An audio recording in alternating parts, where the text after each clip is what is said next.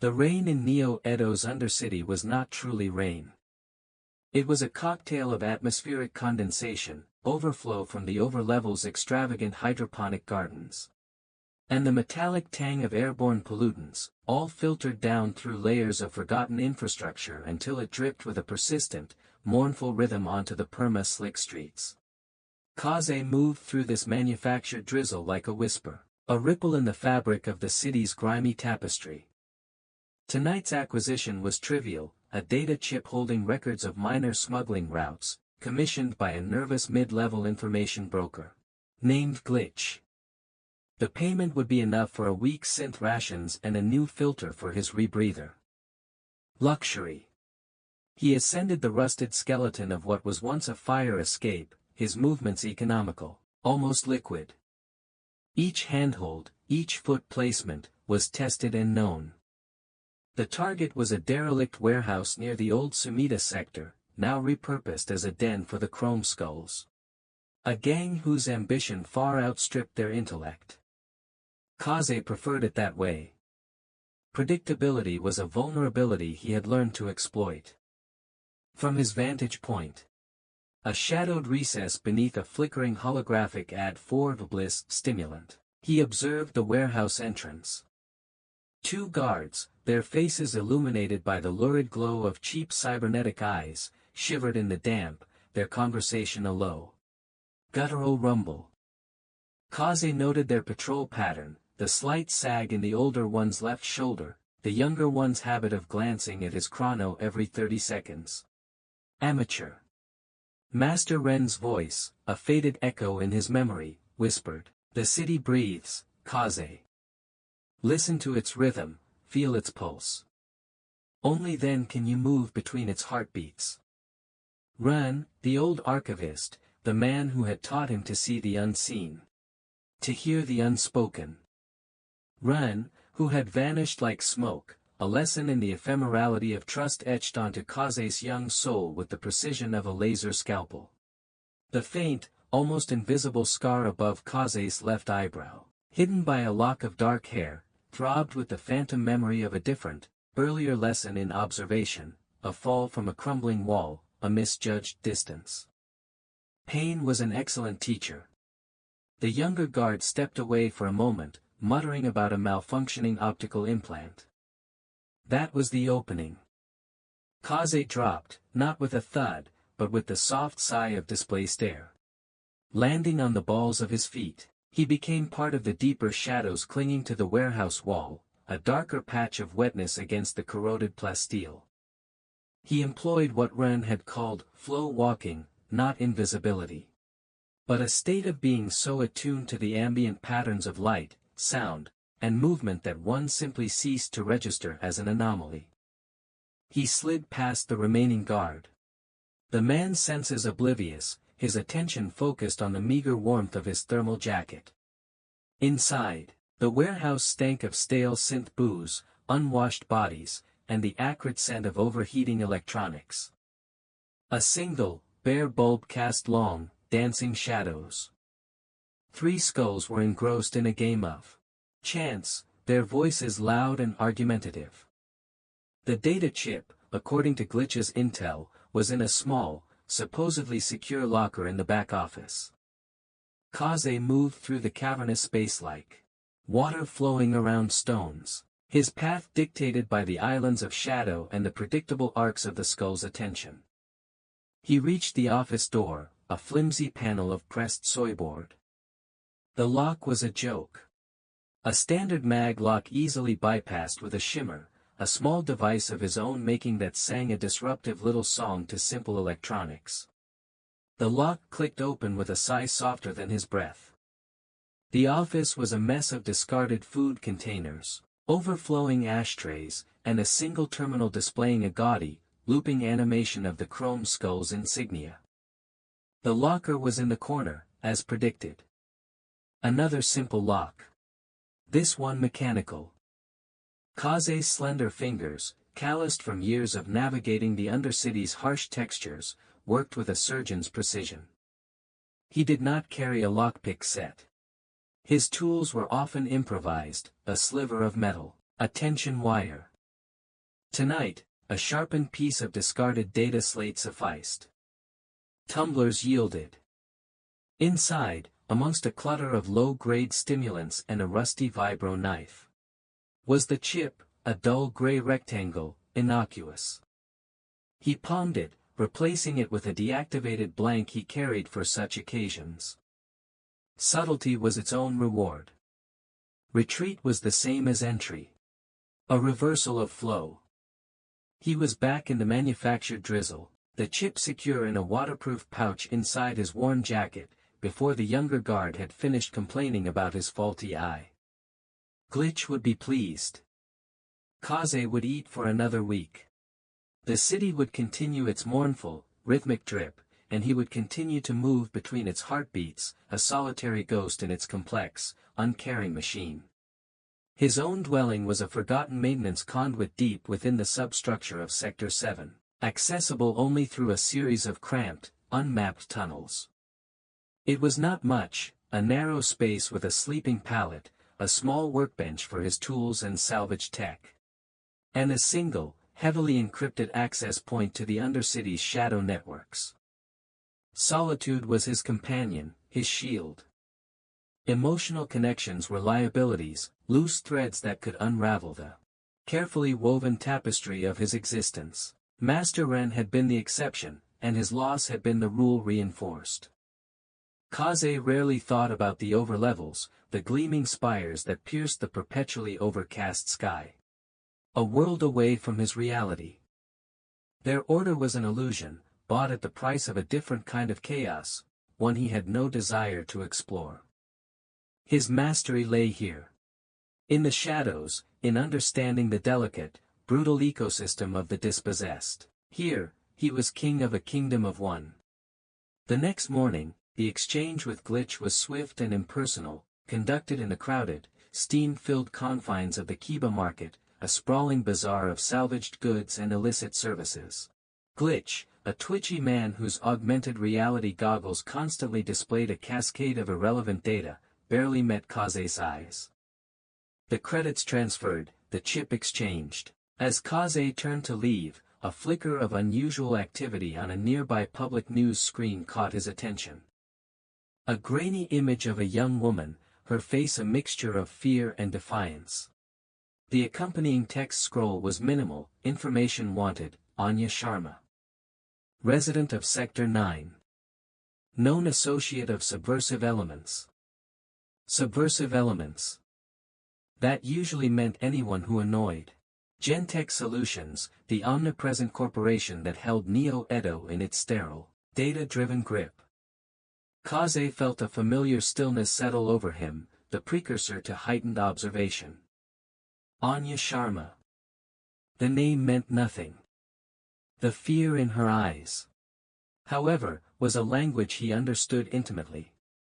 He filed the image away, a stray data point in the endless stream. It was not his concern. But the city had a way of weaving disparate threads together. Later that cycle, while navigating a disused transit tunnel he sometimes used as a shortcut, Kaze noticed new Gentech surveillance drones, wasp-like machines with telltale blue sensor lights, patrolling an area they usually ignored.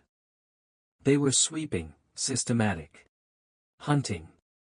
His internal map of the Undercity's currents registered a disturbance, a significant one. He backtracked, melted into a ventilation shaft overlooking a small, hidden enclave of data scavengers in Sector 9. And there she was, Anya Sharma.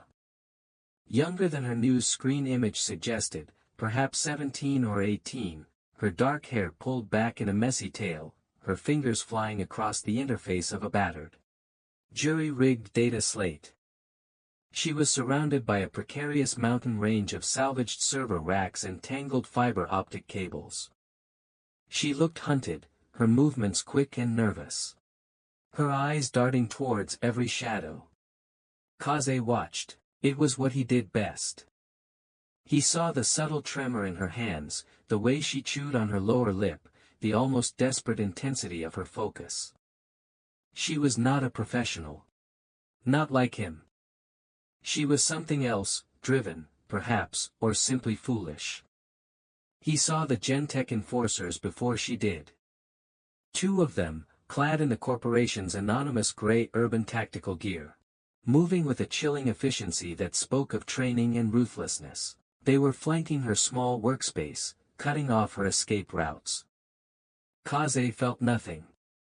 Or rather, he felt the familiar detachment, the analytical calm that always preceded action. Or inaction. This was a common scene in the Undercity. Another small life about to be swallowed by the corporate machine. Then, one of the enforcers drew a stun baton, its tip crackling with blue energy. Anya gasped, finally noticing them, her eyes wide with a terror that resonated with something deep and cold within Kaze. A memory surfaced, unbidden, Master Ren, his kind eyes clouded with a similar fear. Just before the black-clad agents of some forgotten security corp had dragged him away. Ren, who had taught him that information was a weapon, and sometimes a shield. Ren, who had also said, to observe is not enough, Kaze. To understand the pattern is to see the choice within it. The choice. He could remain a ghost, let the pattern play out. Or he could become a ripple, an unpredictable variable. The enforcers moved in. Anya stumbled back, knocking over a stack of data chips.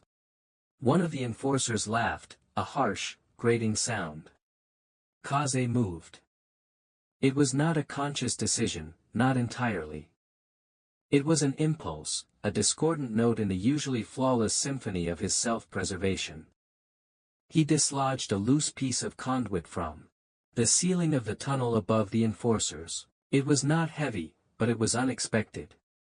It clattered down between them with a loud, metallic clang. Both enforcers flinched, their attention momentarily diverted upwards. In that instant of created chaos, Kaze dropped a small, palm-sized pellet onto a rusted steam pipe nearby. The pellet, a simple chemical mix, reacted with the pipe's latent heat, releasing a sudden, dense cloud of acrid, vision-obscuring smoke. Shouts of surprise and confusion erupted from the enforcers. "What the hell, gas, get your rebreathers," Anya, coughing but quick-witted, seized the moment of confusion. She scrambled under a workbench and disappeared into a narrow service hatch Kaze knew led to a deeper, more labyrinthine part of the tunnel system. Kaze did not wait to see the outcome. He was already moving, a shadow detaching from other shadows, his pulse steady, his mind already calculating the new variables his interference had introduced. He had broken his primary rule, remain unobserved, uninvolved. The reasons were a tangled knot he did not have time to unravel. The girl, Anya, was gone, hopefully to ground. The Gentech enforcers would be furious, their hunt intensified. And they would know someone had intervened. He was no longer just a ghost, he had cast a shadow. The thought brought not fear, but a strange, unfamiliar resonance, a feeling akin to the thrum of a disturbed string on an ancient instrument. He found her 3 cycles later, hiding in the abandoned archives of a pre-upheaval library, a place few knew still existed, tucked away behind a collapsed section of the old Ginza line. The air was thick with the scent of decaying paper and forgotten knowledge. Anya was huddled in a corner, looking even younger and more vulnerable, though her eyes still held that spark of defiance. She had a makeshift barricade of ancient, bound volumes around her.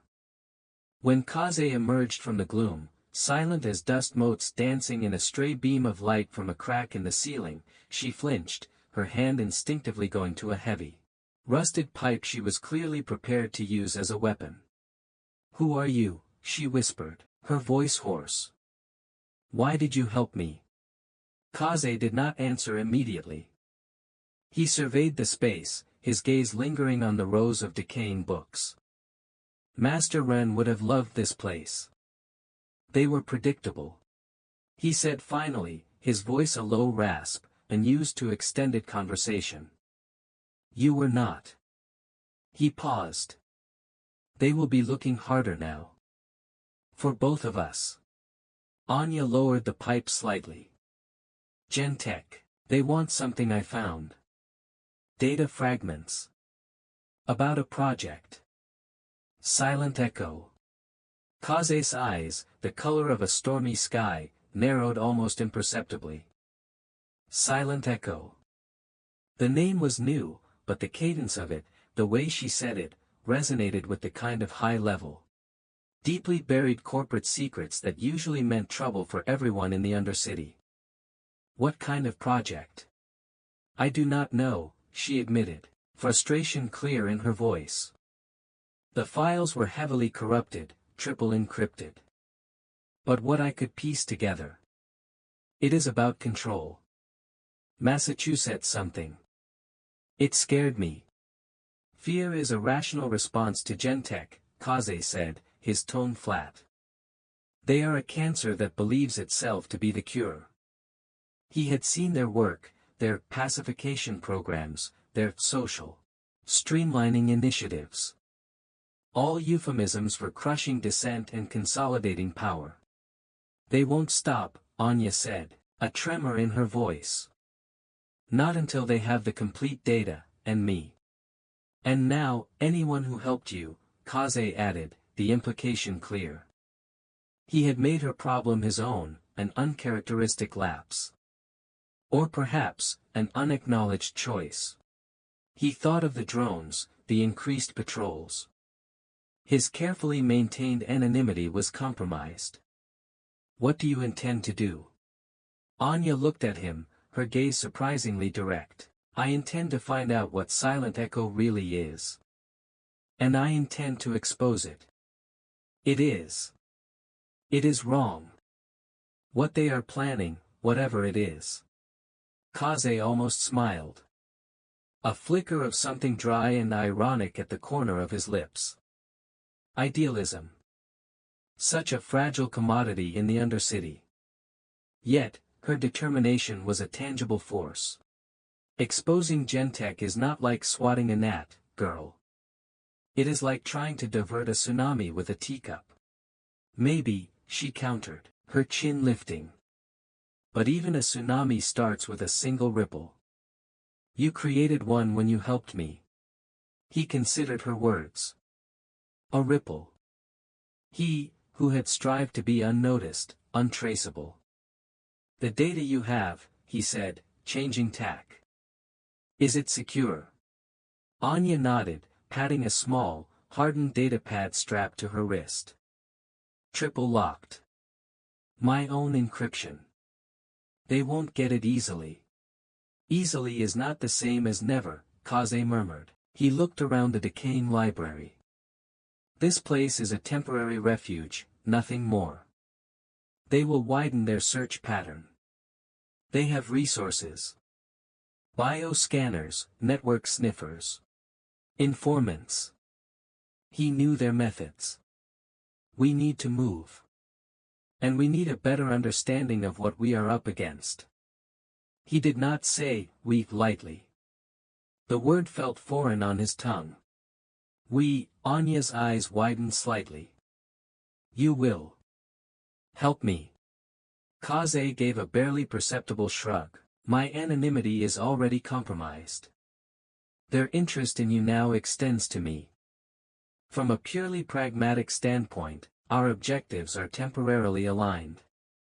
He ignored the deeper, less pragmatic reasons, the echo of Master Ren's fate, the unexpected spark of something other than indifference or defiance had ignited. But understand this, I operate alone. This is a temporary alliance of convenience. Anya nodded slowly, a flicker of hope, or perhaps just relief, in her eyes. I understand. Thank you. Don't thank me yet, Kaze said, already scanning the exits, his mind piecing together escape routes, potential dangers. Thank me if we survive the next 10 cycles.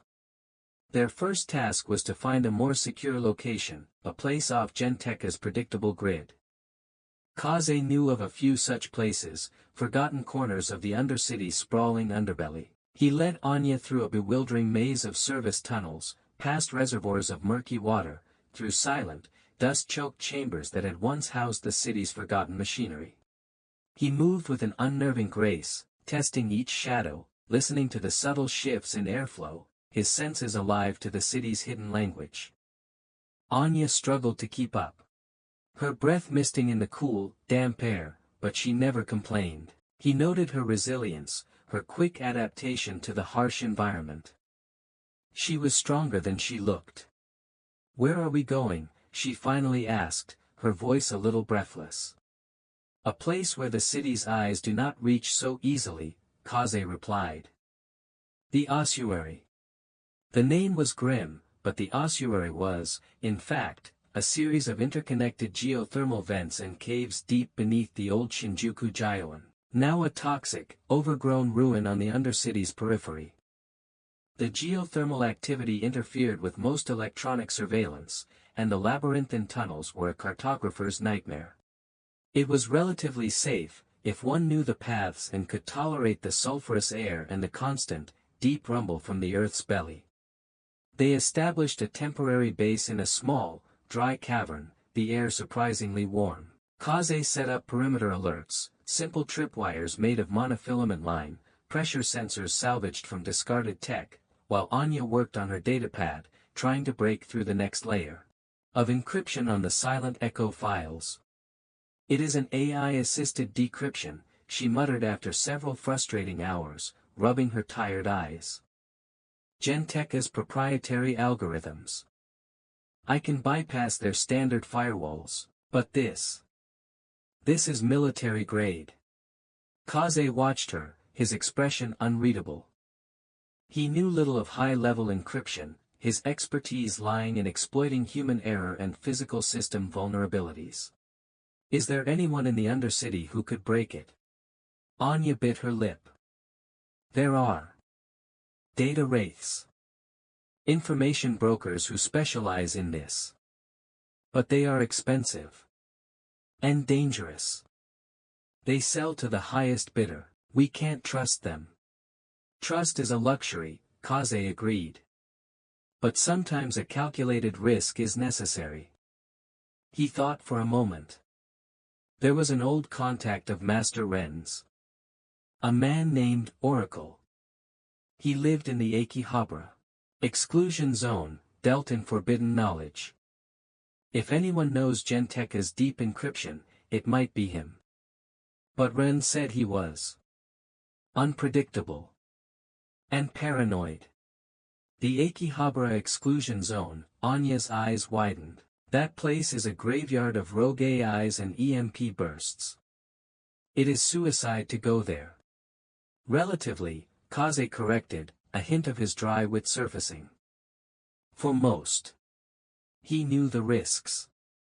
Akihabara was a digital minefield, a place where the technological detritus of past cyber wars had festered into something wild and dangerous.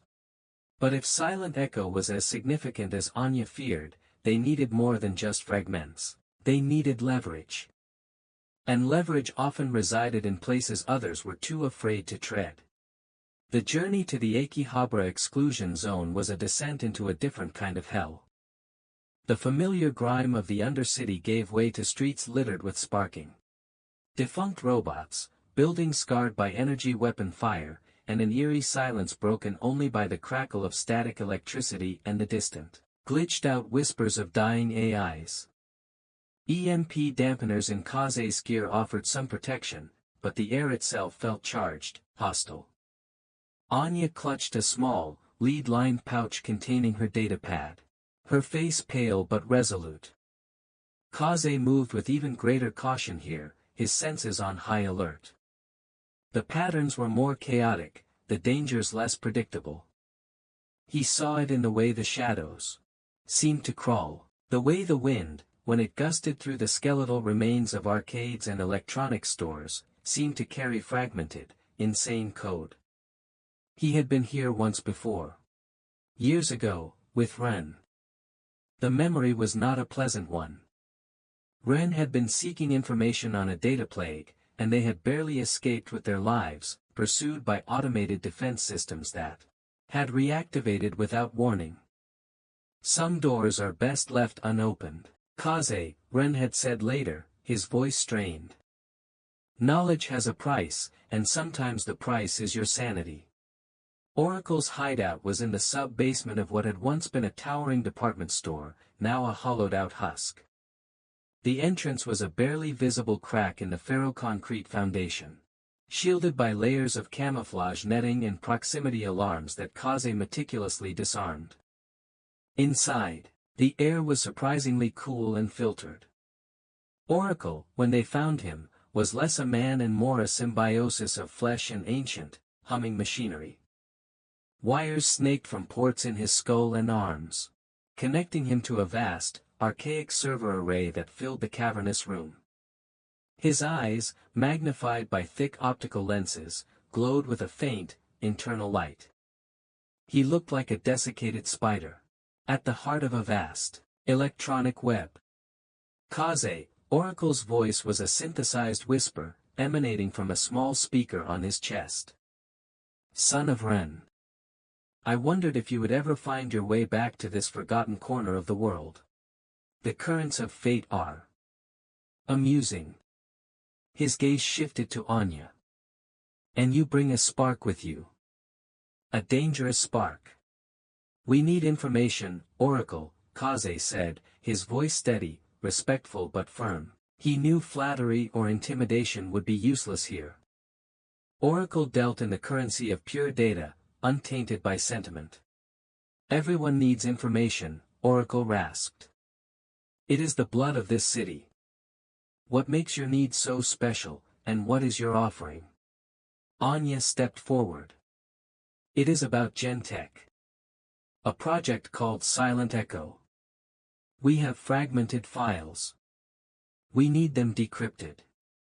Oracle's glowing eyes seemed to focus, intensify. Silent Echo. The name vibrated in the synthesized voice. Ah, yes.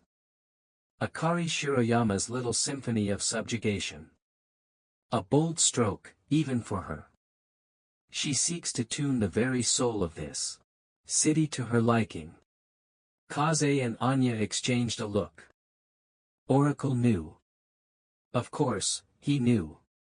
You can break their encryption, Kaze asked. Gentech's algorithms are children's puzzles, Oracle scoffed.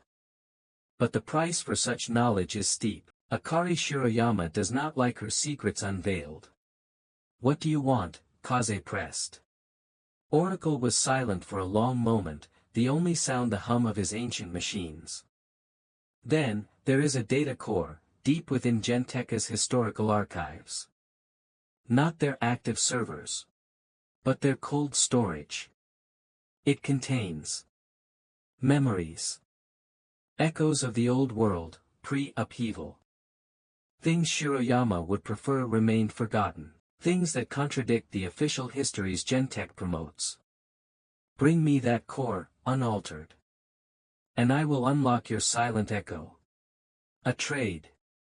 Information for information. Classic Oracle.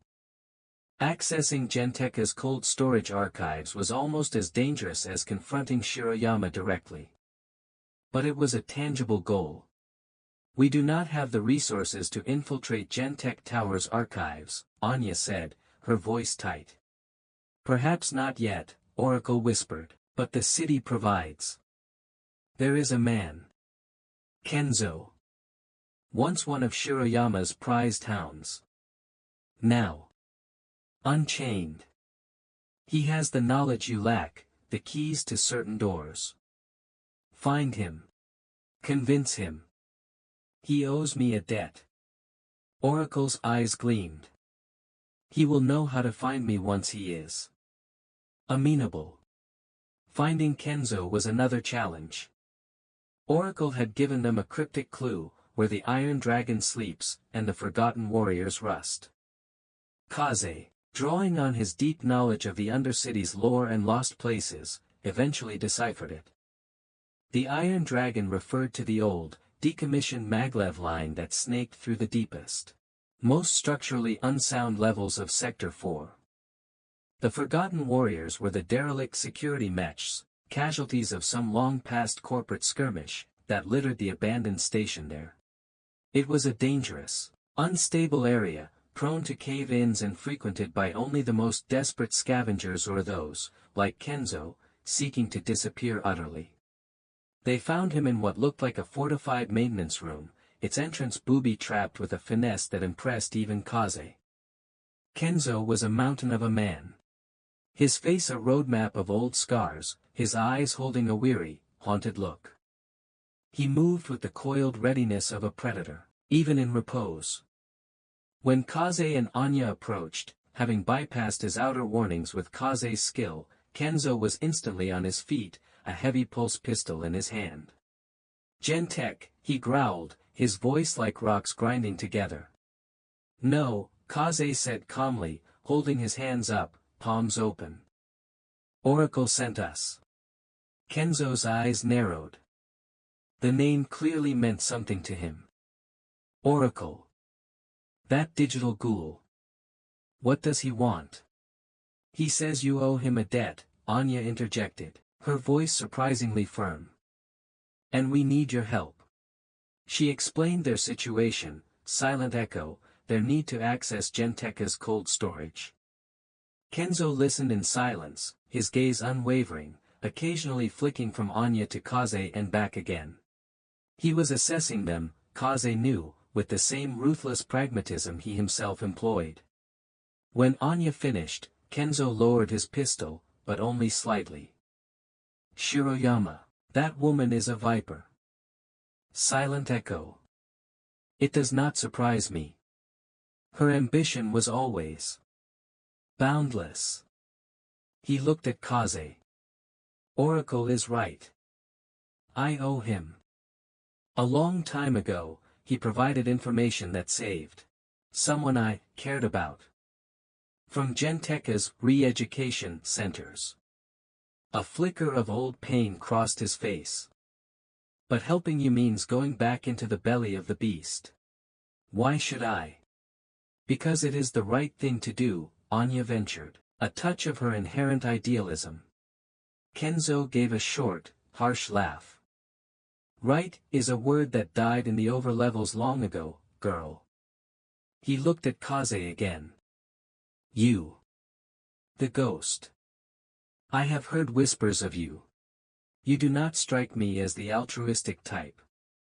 What is your stake in this?" Kaze met his gaze.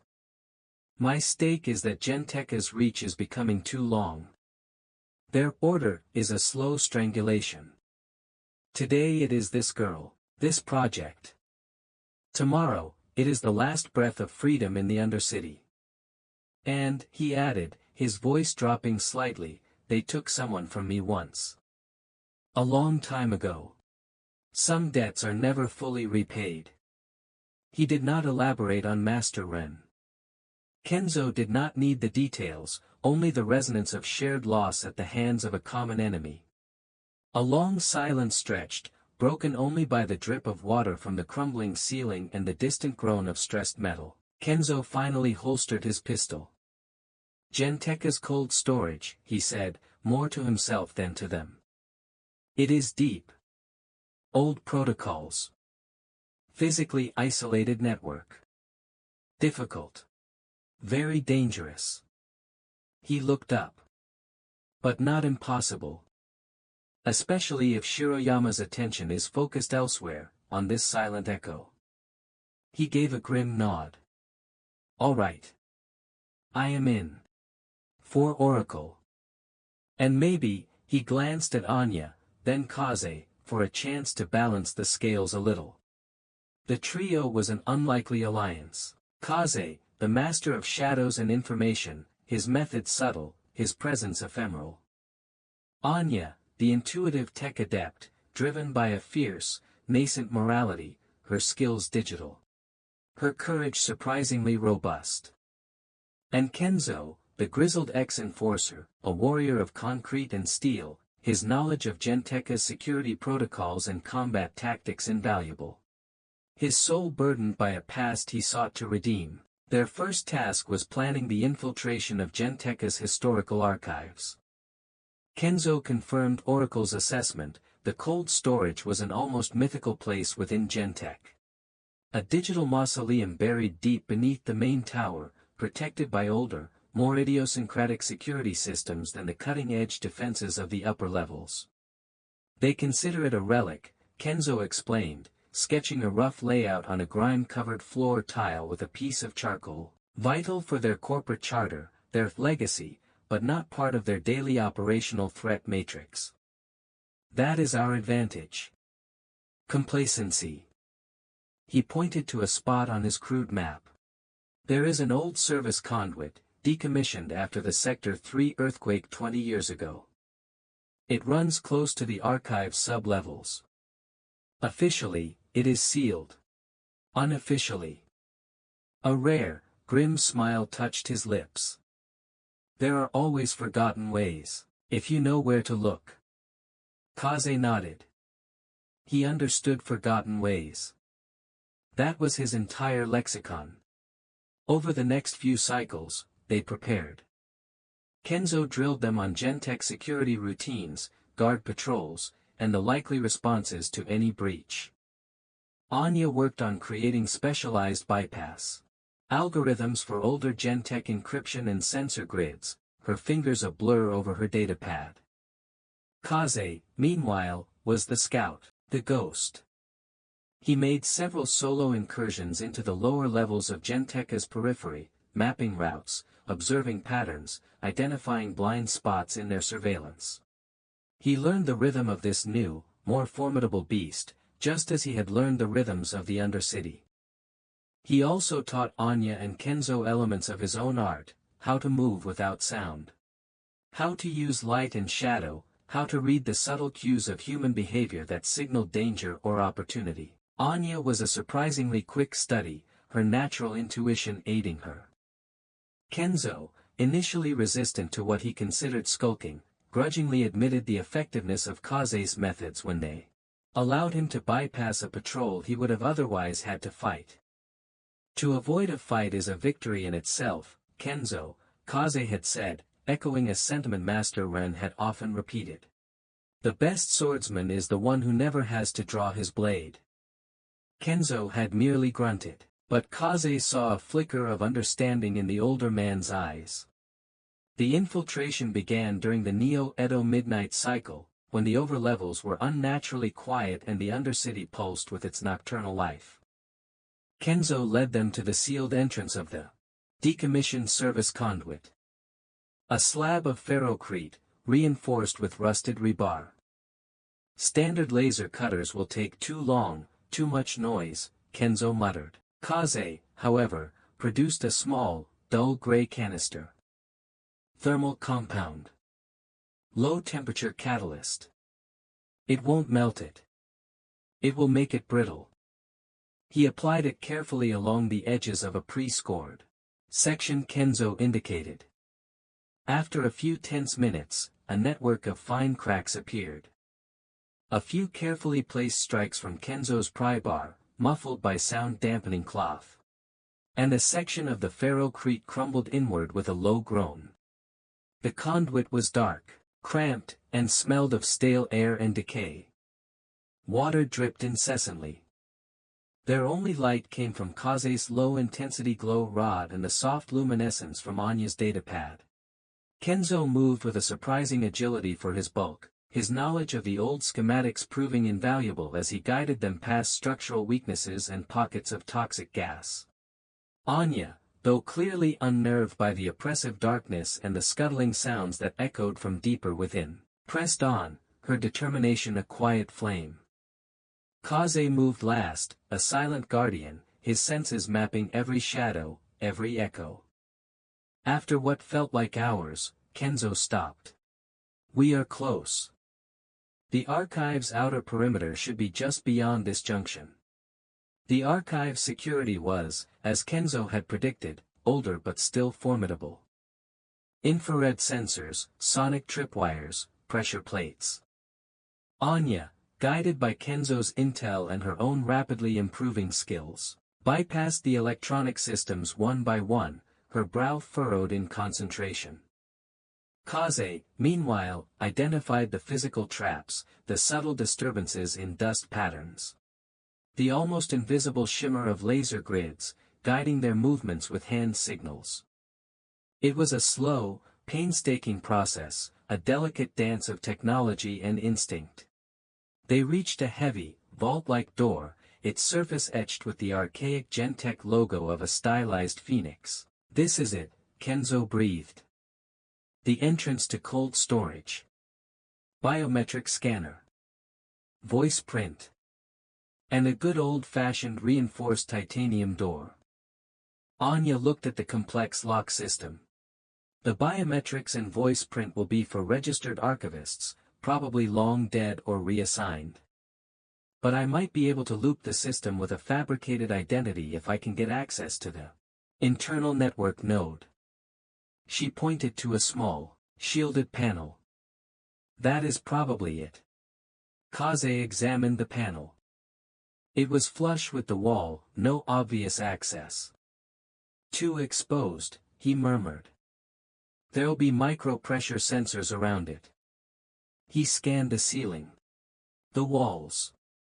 His eyes, adapted to the dim light, picked up on an almost invisible seam running along the top of a nearby ventilation duct. He pointed. There. An older access conduit. Probably for manual overrides during power failures. It should lead above the main control panel for this door. It was Kenzo's turn to look impressed. "You have good eyes, Ghost." Getting Kaze into the narrow duct was a challenge, but he moved like a reptile, his lean frame contorting. From inside, he was able to access the control panel's rear, bypassing its most sensitive external sensors. He then guided Anya verbally as she worked her datapad, feeding her information about wire configurations and internal circuits. The tension was palpable. A single mistake could trigger a silent alarm, bringing Gentech's full security force down on them. After several agonizing minutes, Anya whispered. "Got it, I have created a ghost profile. Valid for the next 60 seconds. Kenzo, the voice print will require a generic maintenance phrase. Something like, initiate diagnostic sequence Delta 9. Kenzo nodded, his face grim. He stepped up to the door, placed his palm on the scanner. A synthesized voice requested identification. He spoke the phrase, his voice a low rumble. For a heartbeat. Nothing. Then, a series of soft clicks, and the massive titanium door hissed open, revealing a cavernous, climate-controlled chamber filled with towering rows of data storage units. Their indicator lights blinking like dormant stars. The air hummed with the low thrum of ancient cooling systems.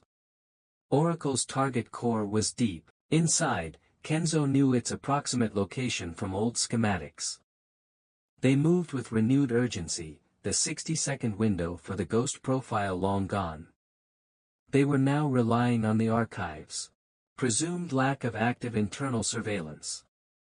Rows upon rows of identical storage units stretched into the gloom. Each unit was labeled with archaic catalog numbers. "It should be in Sector Gamma 7, Sub-Archive Delta," Kenzo muttered, consulting a faded memory of the layout.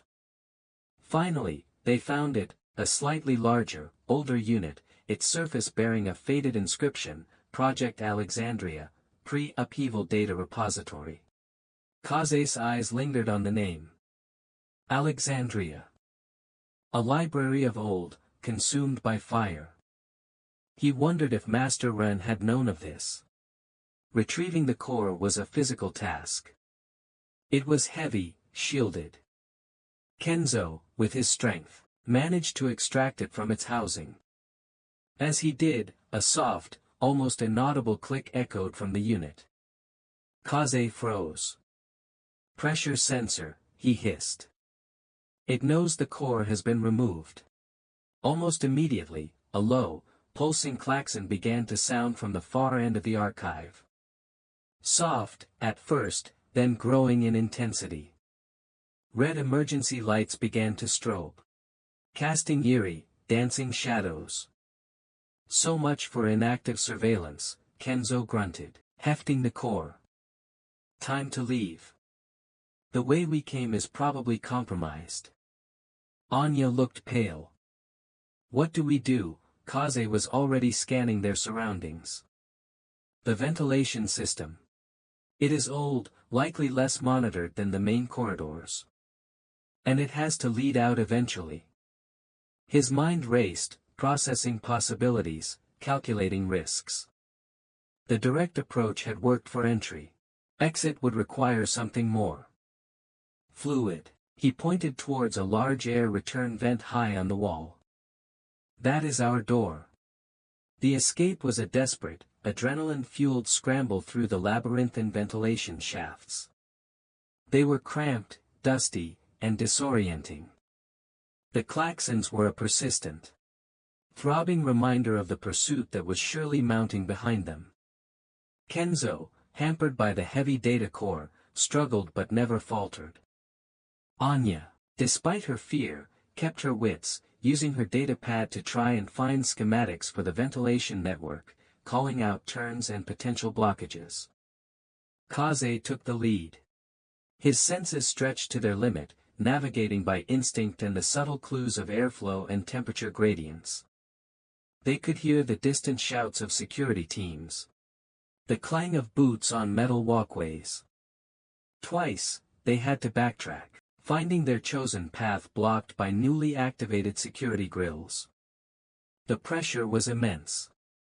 Kaze felt a cold knot in his stomach, but his mind remained sharp. Focused. This was his element: chaos, pursuit, the need for rapid, life-or-death decisions. Finally, after what seemed an eternity, Kaze found a shaft that led downwards, towards what he hoped was the Undercity's familiar embrace. The air grew damper, cooler. They emerged, covered in grime and sweat, into a disused water reclamation tunnel, the sounds of the klaxons blessedly faint behind them. They had the core. But they were far from safe. Gentech would be locking down all known access points between the overlevels and the Undercity. Akari Shiroyama would be furious. Her prized historical records breached. She would spare no expense to retrieve the core and neutralize those responsible. Their return to Oracle was fraught with tension. They took circuitous routes, Kaze using every trick he knew to obscure their trail. When they finally reached the Akihabara exclusion zone and Oracle's subterranean lair, the synthesized entity seemed almost pleased. His glowing eyes pulsed as Kenzo carefully placed the data core into a receiving cradle. Excellent, Oracle whispered. The echoes of the past. They sing a potent song. A song Akari Shiroyama fears.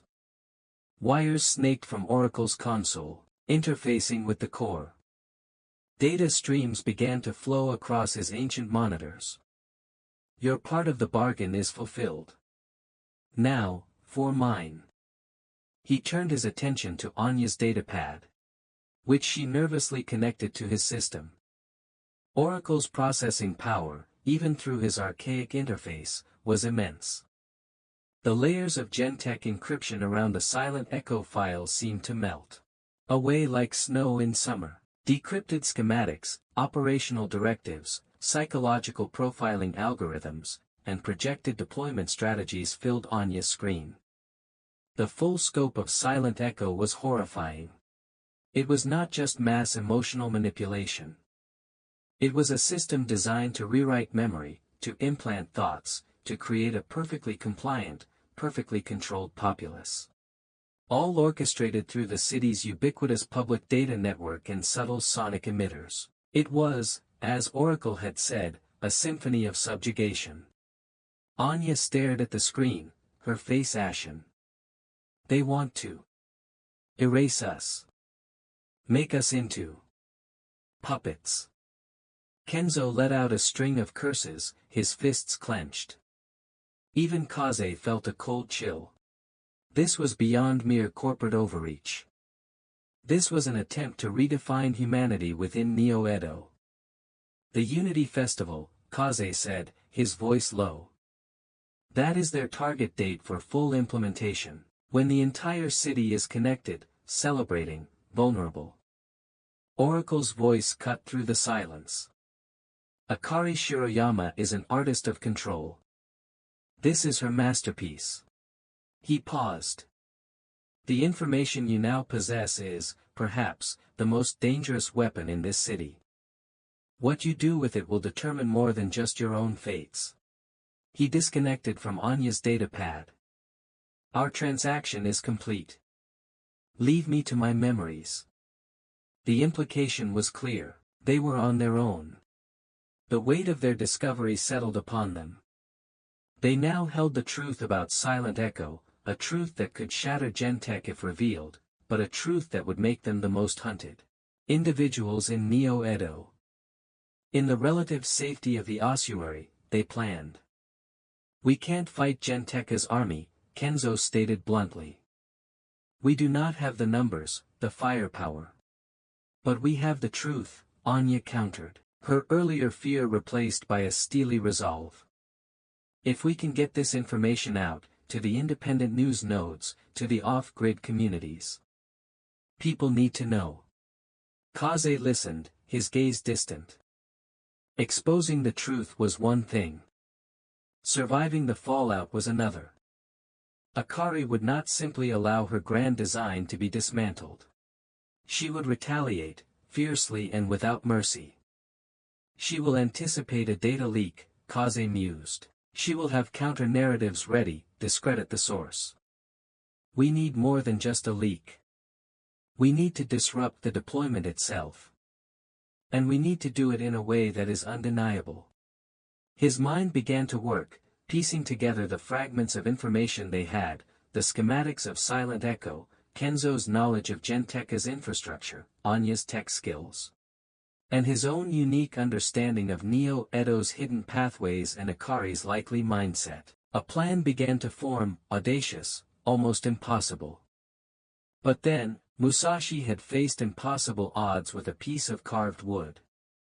Kaze's weapons were different, but the principle was the same. Understand your opponent, understand the terrain, and choose the moment of engagement. The Unity Festival, Kaze said. It is their moment of triumph. It will be our moment of disruption.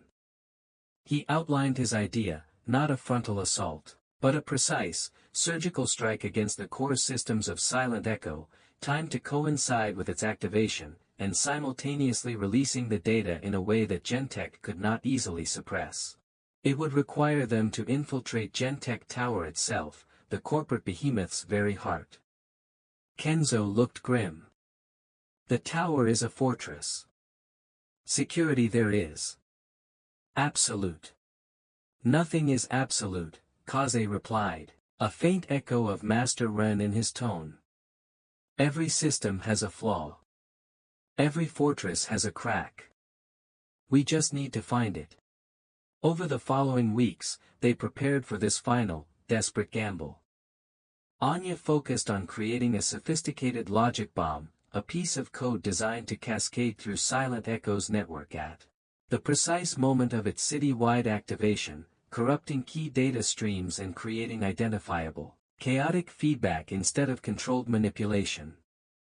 She also prepared a multi-vector data packet of all the evidence, designed to simultaneously upload to dozens of independent, encrypted news servers and undercity information hubs the moment her logic bomb was triggered. Kenzo, meanwhile, used his old contacts and a series of risky incursions to gather intel on the tower's festival security protocols, identifying potential blind spots, guard rotation schedules, and access points that might be overlooked during the heightened activity of the festival preparations. He also procured specialized, non-Gentech gear, EMP shielding, optical camouflage material, silenced projectile weapons firing non-lethal but effective stun rounds. Kaze became a ghost of a higher order. He moved through the fringes of the overlevels, studying Gentech Tower not as a building, but as a living organism, with its own rhythms, its own vulnerabilities. He spent days observing its supply routes, its waste disposal systems, its emergency exits. He profiled Akari Shiroyama from afar, studying her public appearances, her known habits, trying to understand the mind of the woman who sought to control the city's soul. He learned that she had a private, minimalist Zen garden on one of the tower's upper floors, a place of supposed tranquility where she often retreated. This detail, seemingly irrelevant, lodged in his mind. A place of order for a woman obsessed with control. Perhaps a place where her own patterns might be more predictable. He also focused on his own internal state, practicing the stillness Master Ren had taught him, a deep meditative state that allowed for unparalleled focus and an almost preternatural ability to anticipate and react. He knew this infiltration would be the ultimate test of his art. He was not just evading guards. He was evading a city-wide surveillance network controlled by a master strategist. As the Unity Festival approached, Neo-Edo thrummed with an artificial energy. Holographic banners proclaimed corporate benevolence. Public spaces were adorned with festive lights. Gentech announced enhanced security measures for the public's safety and enjoyment. Akari Shiroyama herself gave a rare, public address, her image projected onto colossal sky screens, her voice calm and reassuring as she spoke of a new era of harmony and progress for Neo-Edo. Kaze, watching from a shadowed alcove in the Undercity, felt a cold resolve solidify within him. Her harmony was a cage. The night before the festival, the trio met for a final review of their plan.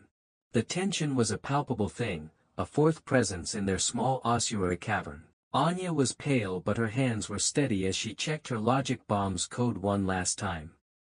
Kenzo meticulously cleaned his stun pistol, his scarred face set in grim lines.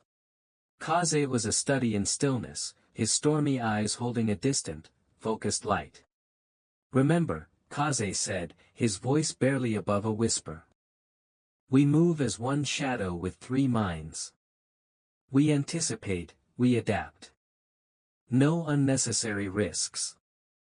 The objective is the disruption and the release of information. Survival is secondary, but preferred." Anya managed a weak smile. Kenzo just grunted, a sound that could have meant anything. He handed Kaze a small, flat device. Optical camouflage cloak. Military grade. Short duration, drains power fast. Use it when you absolutely have to. It will give you about 90 seconds of near-perfect invisibility to visual sensors. Kaze nodded, accepting it. Another tool, another variable. The city was a vast, complex game board, and Akari Shiroyama was a formidable opponent. But Kaze had spent his life learning the rules of a different game. Played in the shadows, a game of unseen currents and unexpected ripples. Tomorrow, those ripples would become a wave. The Unity Festival dawned, a symphony of orchestrated joy in the overlevels, a muted, watchful tension in the Undercity. Kaze, Anya, and Kenzo began their ascent into Gentech Tower through a rarely used, heavily shielded industrial waste reclamation chute Kaze had identified. It was a disgusting, claustrophobic journey, but it bypassed the primary ground-level security checkpoints. They emerged into a sub-basement service corridor, the air thick with the hum of machinery. From here, their paths would diverge slightly according to the plan. Kenzo, relying on his old enforcer access codes hopefully still valid for these lower, less critical levels and his physical prowess, would create a series of minor, localized diversions on peripheral systems, a temporary power surge in one sector, a comms blackout in another, designed to draw security attention away from their true targets.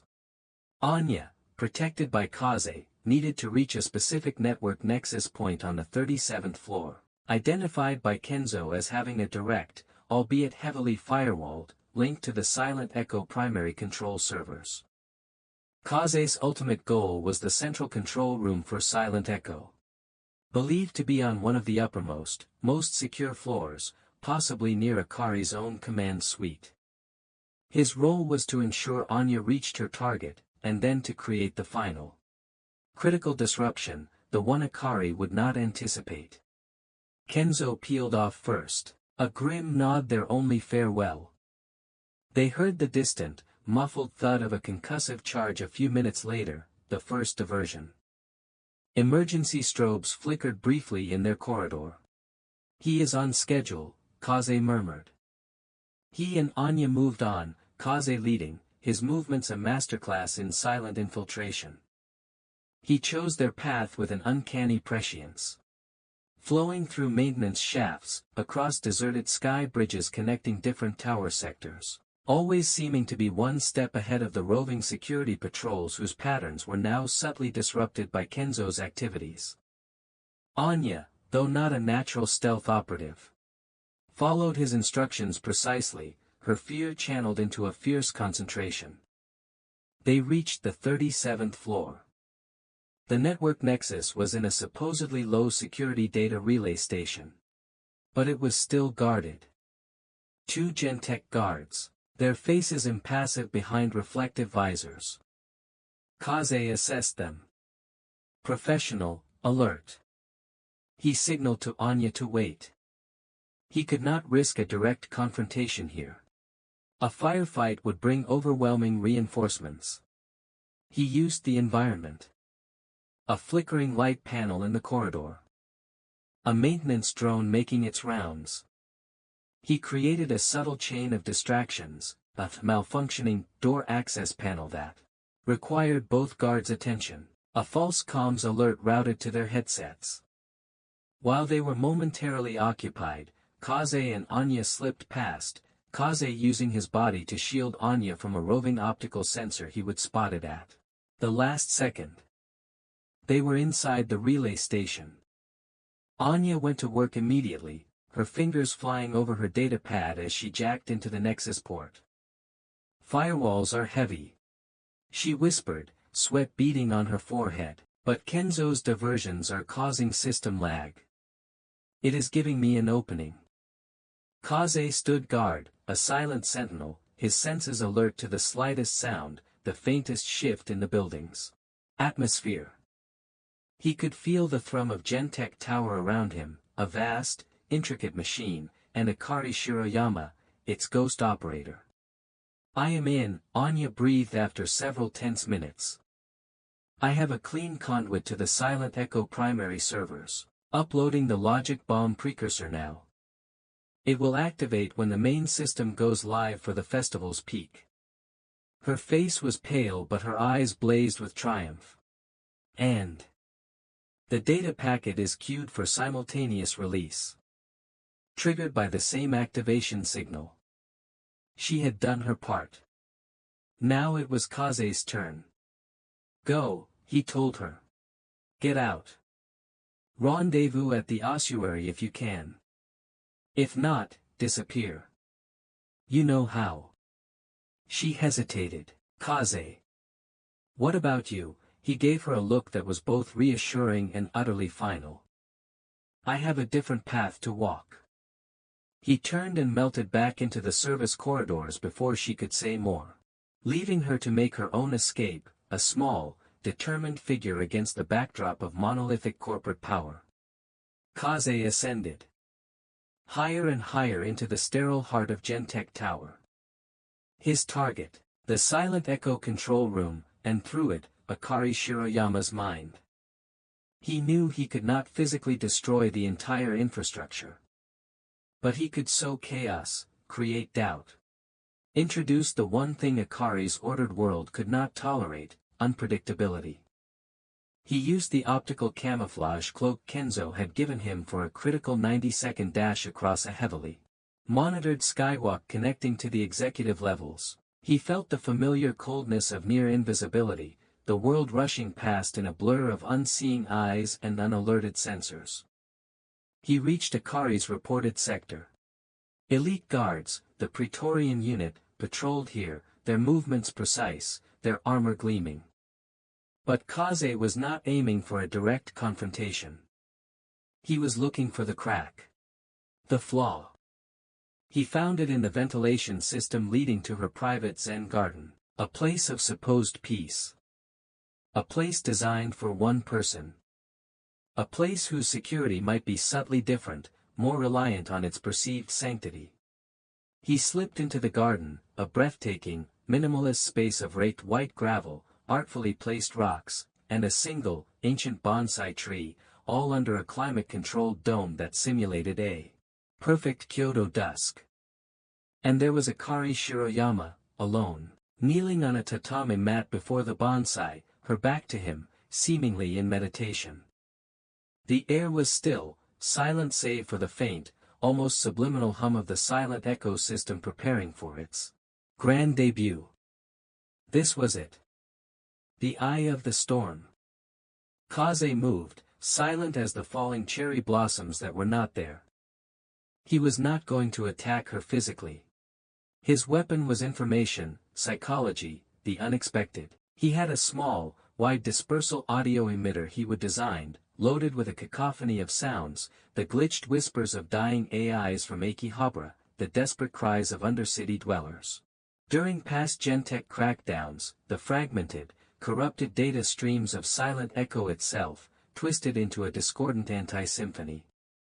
And, overlaid, a single, clear recording of Master Ren's voice, speaking a line from an ancient poem about the illusion of control. Akari Shiroyama stiffened, her head tilted, almost imperceptibly. The carefully constructed tranquility of her sanctuary was being violated, not by an alarm, not by a physical threat, but by sound. By chaos. Kaze activated the emitter.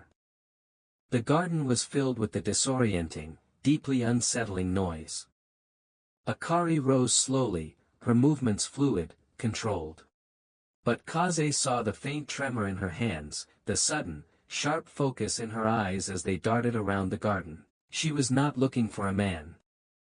She was looking for the source of the system breach, the ghost in her machine. Report, she snapped into a small, almost invisible comm implant in her ear. Security, what is that noise? Locate source, static answered her. Kaze had anticipated this, planting a micro-jammer near her known communication relay earlier, a risky move during his ascent. Kaze stepped out from behind a large, moss-covered rock, not into the light, but into a deeper patch of shadow that her eyes, accustomed to the garden's serene lighting, would find harder to penetrate. He did not speak. He just watched her. Akari saw him then, a silhouette, an unknown variable in her perfect equation. Her composure was remarkable, but Kaze, the master observer, saw the flicker of something primal behind her analytical gaze, uncertainty, and perhaps, for the first time in a long while, a sliver of fear. Not of him, physically, but of what he represented, the unpredictable, the uncontrollable. "Who are you?" she demanded, her voice like ice, though a fraction too sharp. "How did you get in here?" Kaze still did not speak. He let the disorienting sounds, Ren's poetic lament for lost freedom, and his own silent, judging presence be his answer. He saw the exact moment her mind, trained for strategic control, began to race, to categorize, to try and neutralize him. But he offered no data points for her usual attacks. No clear threat vector.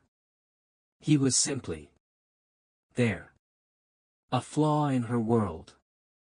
It was then, as her internal processes were momentarily disrupted by the unknown, by the psychological assault, that the city-wide activation signal for silent echo must have pulsed through Gentech's network, because in that instant, Anya's logic bomb, patiently waiting, would have sprung to life. Kaze could not see it, but he could imagine it, data streams corrupting.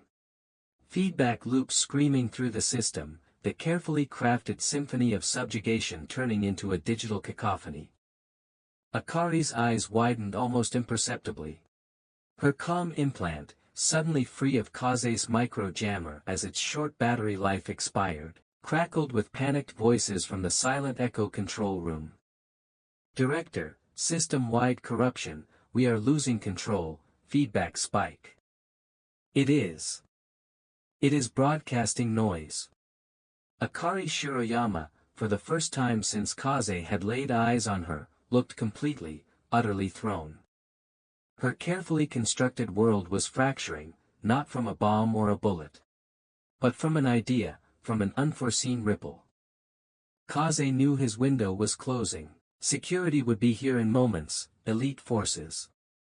He was not here to fight them. He had done what he came to do, plant the seed of chaos in the heart of control. He gave a single, almost imperceptible nod, to Akari, to Master Ren's memory, to the unpredictable future he had just helped unleash. Then, he activated his own final gambit, a micro-EMP device. Targeted specifically at the garden's localized environmental controls and its immediate surveillance network. Lights flickered and died. The simulated dusk plunged into true darkness.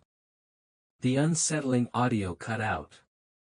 In the ensuing, momentary blindness and sensory deprivation, Kaze melted back into the shadows he commanded, leaving Akari Shiroyama alone in her ruined sanctuary, the panicked shouts from her calm the only sound in the sudden, oppressive dark.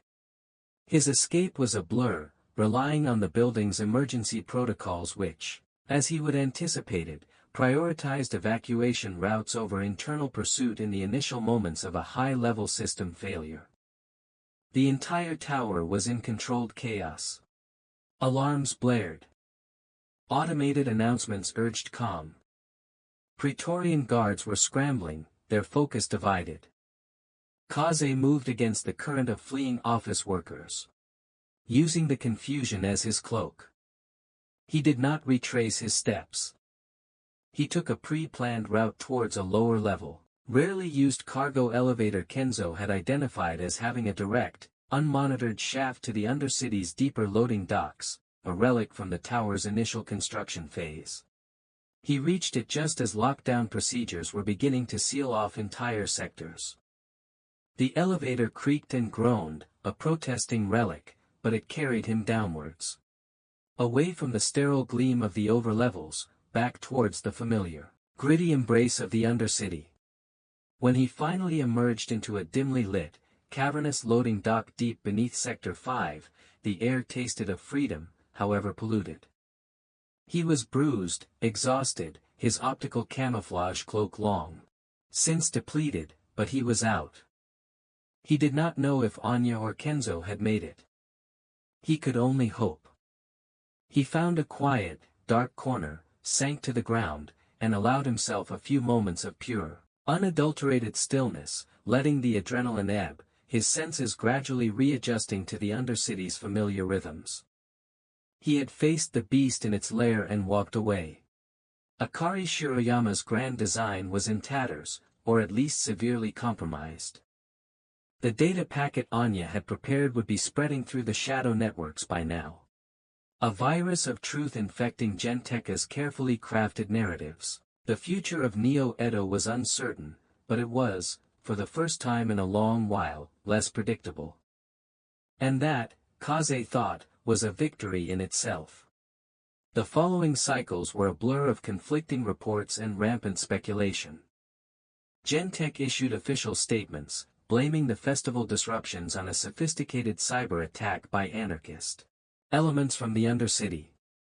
They downplayed the extent of the damage to Silent Echo, claiming it was a minor system glitch quickly contained. But the data Anya had released was too specific, too damning. Independent news nodes, initially hesitant, began to pick up the story, fueled by corroborating whispers and testimonies from within Gentek itself, from lower-level employees who had seen enough. Akari Shiroyama vanished from public view. Some said she was in disgrace, under internal investigation. Others whispered she had gone to ground, plotting her revenge. The Undercity, meanwhile, buzzed with a newfound energy, a sense of cautious optimism. The omnipresent weight of Genteka's control felt, if not lifted, then at least lightened. Small acts of defiance became more common. People talked more openly. The ripples Kaze had started were indeed becoming a wave. Kaze remained in the shadows, observing. He eventually made his way back to the ossuary. Anya was there, pale and tired, but safe. She threw her arms around him, a gesture of spontaneous relief that caught him off guard. He stiffened, then awkwardly patted her shoulder. "You made it," he said, his voice betraying nothing of the relief that flickered within him. "Kenzo?" Anya asked, her eyes searching his. Kaze shook his head slowly. "I do not know." He was creating diversions. He knew the risks. Their unspoken grief for the gruff ex-enforcer hung in the air. A few days later, a coded message reached Anya through one of her secure channels. It was short, untraceable. Scales balanced. Dragon sleeps sounder now. Kenzo. He was alive. He had found his own version of disappearing. Anya wept, this time with pure relief. Kaze felt a rare, unfamiliar warmth spread through his chest. His temporary alliance had achieved its objective, and its members, against the odds, had survived. In the weeks that followed, Neo-Edo began to change, subtly at first, then more noticeably. Gentech, its reputation damaged and its internal structure shaken by Akari's fall and the Silent Echo debacle, was forced to adopt a less overtly oppressive stance. The overlevels were still a world apart, but the iron grip on the Undercity had loosened. Anya became a prominent, albeit cautious, voice within the emerging independent media collectives, using her tech skills and the information they had uncovered to advocate for Undercity rights and expose other corporate malpractices. She never revealed Kaze's role, honoring his need for anonymity. She was no longer just a data scavenger. She was a shaper of narratives. A quiet leader. Kaze watched her from a distance, a silent observer of the changes he had helped set in motion. He did not seek recognition. Fame was a cage he had no desire to inhabit. But the emptiness he had often felt in his solitary existence was different now. Less hollow. He had acted not just for himself, but for something larger, something connected to the fragile, vibrant chaos of the Undercity he had always called home. He returned to his conduit dwelling, but it felt smaller, more constricting than before. The city still breathed, but its rhythm had changed, and so had his. He found himself drawn more often to the forgotten archives. To the places where knowledge, however fragmented, was stored. He began to write, not for anyone else, but for himself. He started to codify his art, the principles of flow walking. Echo reading, stillness, pattern weaving. He called it, the unseen path. Not a manual for assassins or spies, but a philosophy of observation, adaptation, and understanding the subtle currents that govern not just the city, but life itself. He wrote about the importance of knowing the terrain, both external and internal. He wrote about the illusion of control, and the strength found in embracing unpredictability. He wrote about the silence between the data points, the void where true understanding often lay. To be unseen is not to be absent, he wrote one night, the tip of his stylus glowing faintly in the darkness of his conduit. It is to be perfectly attuned. To be a whisper in the wind, a shadow in the light, a current in the flow. Mastery is not domination. It is harmony with the inevitable. And the wisdom to nudge the inevitable in a direction that allows for breath, for growth, for the unexpected bloom of freedom in the cracks of a concrete world. He realized he was, in his own way, becoming a teacher, like Master Ren. Not through direct instruction, but through the legacy of his actions, and now, through these recorded thoughts. He began, cautiously at first, to share fragments of his unseen path through encrypted channels with a few trusted individuals in the Undercity, those who, like Anya, showed a spark of resilience, a desire for knowledge, a commitment to something beyond themselves. He never saw Akari Shiroyama again. Rumors occasionally surfaced, a glimpse of a woman fitting her description in a rival corporate state, a whisper of a new, shadowy organization rising from Genteka's ashes.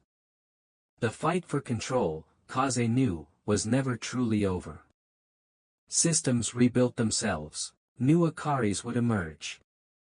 But now, there were more ripples, more people aware, more individuals learning to navigate the currents. One evening, Kaze was perched on the skeletal remains of an ancient radio tower, overlooking the sprawling, chaotic beauty of the Undercity. The manufactured rain had stopped, and for a rare moment, a sliver of the Real moon, pale and distant, broke through the perpetual light pollution of the overlevels. He saw Anya, her image on a flickering public screen, speaking at a small, independent forum, her voice clear and strong. He saw new murals appearing on Undercity walls. Vibrant splashes of defiance against the gray concrete. He saw children playing in a reclaimed park, their laughter echoing in the urban canyons. He was still a ghost. A shadow. But he was no longer entirely alone in his understanding. His path, once solitary, now had echoes in the lives of others. He closed his eyes, feeling the pulse of Neo-Edo, no longer just listening to its breath, but feeling as if, in some small way, he was now part of it.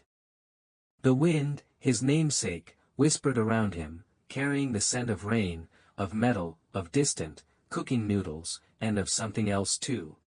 A faint, unmistakable scent of hope. The unseen path stretched before him, not as an end, but as a continuous journey, a way of being in a world that was constantly, relentlessly, becoming. And for the first time in a very long time, Kaze allowed himself a small, almost imperceptible smile. The warrior had found a new kind of peace, not in the silence of solitude, but in the quiet hum of shared understanding, in the subtle art of helping others find their own way through the shadows. His mastery was no longer just his own. It was a seed, planted in fertile ground, waiting to bloom in unexpected ways. The years that followed were a testament to the subtle shifts Kaze had helped initiate. Neo-Edo did not transform into a utopia overnight, the overlevels still gleamed with indifferent opulence. And Gentek, though humbled, remained a powerful entity. But the Undercity breathed easier. Its disparate communities found new ways to connect, to share information, to resist the slow creep of corporate control. Anya's independent media collective grew, becoming a trusted source of unfiltered news, a beacon in the information fog. She often quoted anonymous sources, ghosts in the system, whose insights into corporate maneuvering were uncannily accurate.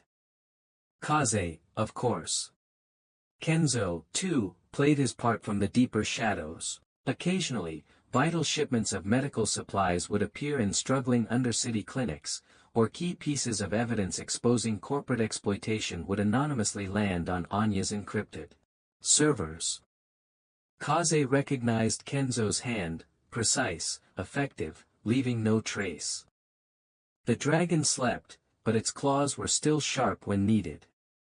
Kaze himself became something of a legend, though few knew his face or true name. They called him Kage-sensei, Master Shadow, in hushed tones, a whisper among those who sought to navigate the city's treacherous currents without being consumed. His encrypted teachings, the unseen path, circulated through trusted networks, evolving as others added their own experiences and insights. It was not a rigid doctrine but a living philosophy of urban survival, resistance, and adaptation. The 5 scrolls he had begun, the root understanding foundations, the current navigating flows, the stillness the art of non-interference, the echo reading what lingers, and the void the space between data points, became frameworks for understanding not just the physical city, but the complex systems of power and information that governed it. He rarely intervened directly anymore. His role had shifted from active disruption to quiet mentorship. offering guidance through cryptic messages or subtle manipulations of information that would lead earnest seekers to their own solutions. He found a strange satisfaction in this. A deeper resonance than any solo act of infiltration had ever provided. It was the satisfaction of a gardener tending to unseen roots, knowing that the health of the entire ecosystem depended on their quiet, patient work. His internal conflicts regarding the morality of his skills found a measure of peace. His art, once honed for pure survival and later for targeted disruption, now served a more constructive purpose, empowering others. The solitude was still a part of him. A familiar cloak, but it was no longer tinged with emptiness. It was a space for reflection, for listening to the city's ever-changing song. One day, a young woman, no older than Anya had been when he first met her, found her way to the entrance of his conduit dwelling. She was clearly terrified but equally determined. She carried no weapons, only a battered datapad and eyes that held a familiar spark of defiance. "Kage-sensei," she whispered, her voice trembling slightly. Kaze observed her from the deepest shadows of the conduit.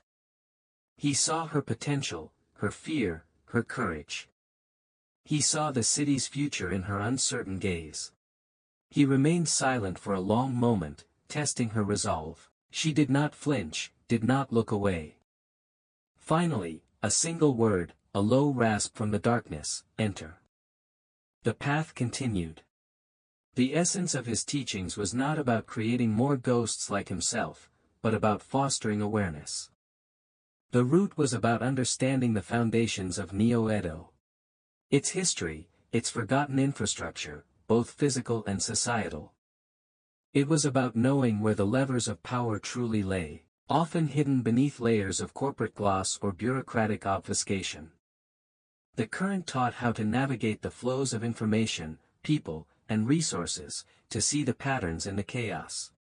To anticipate shifts and eddies, and to move with them or, when necessary, against them with minimal resistance.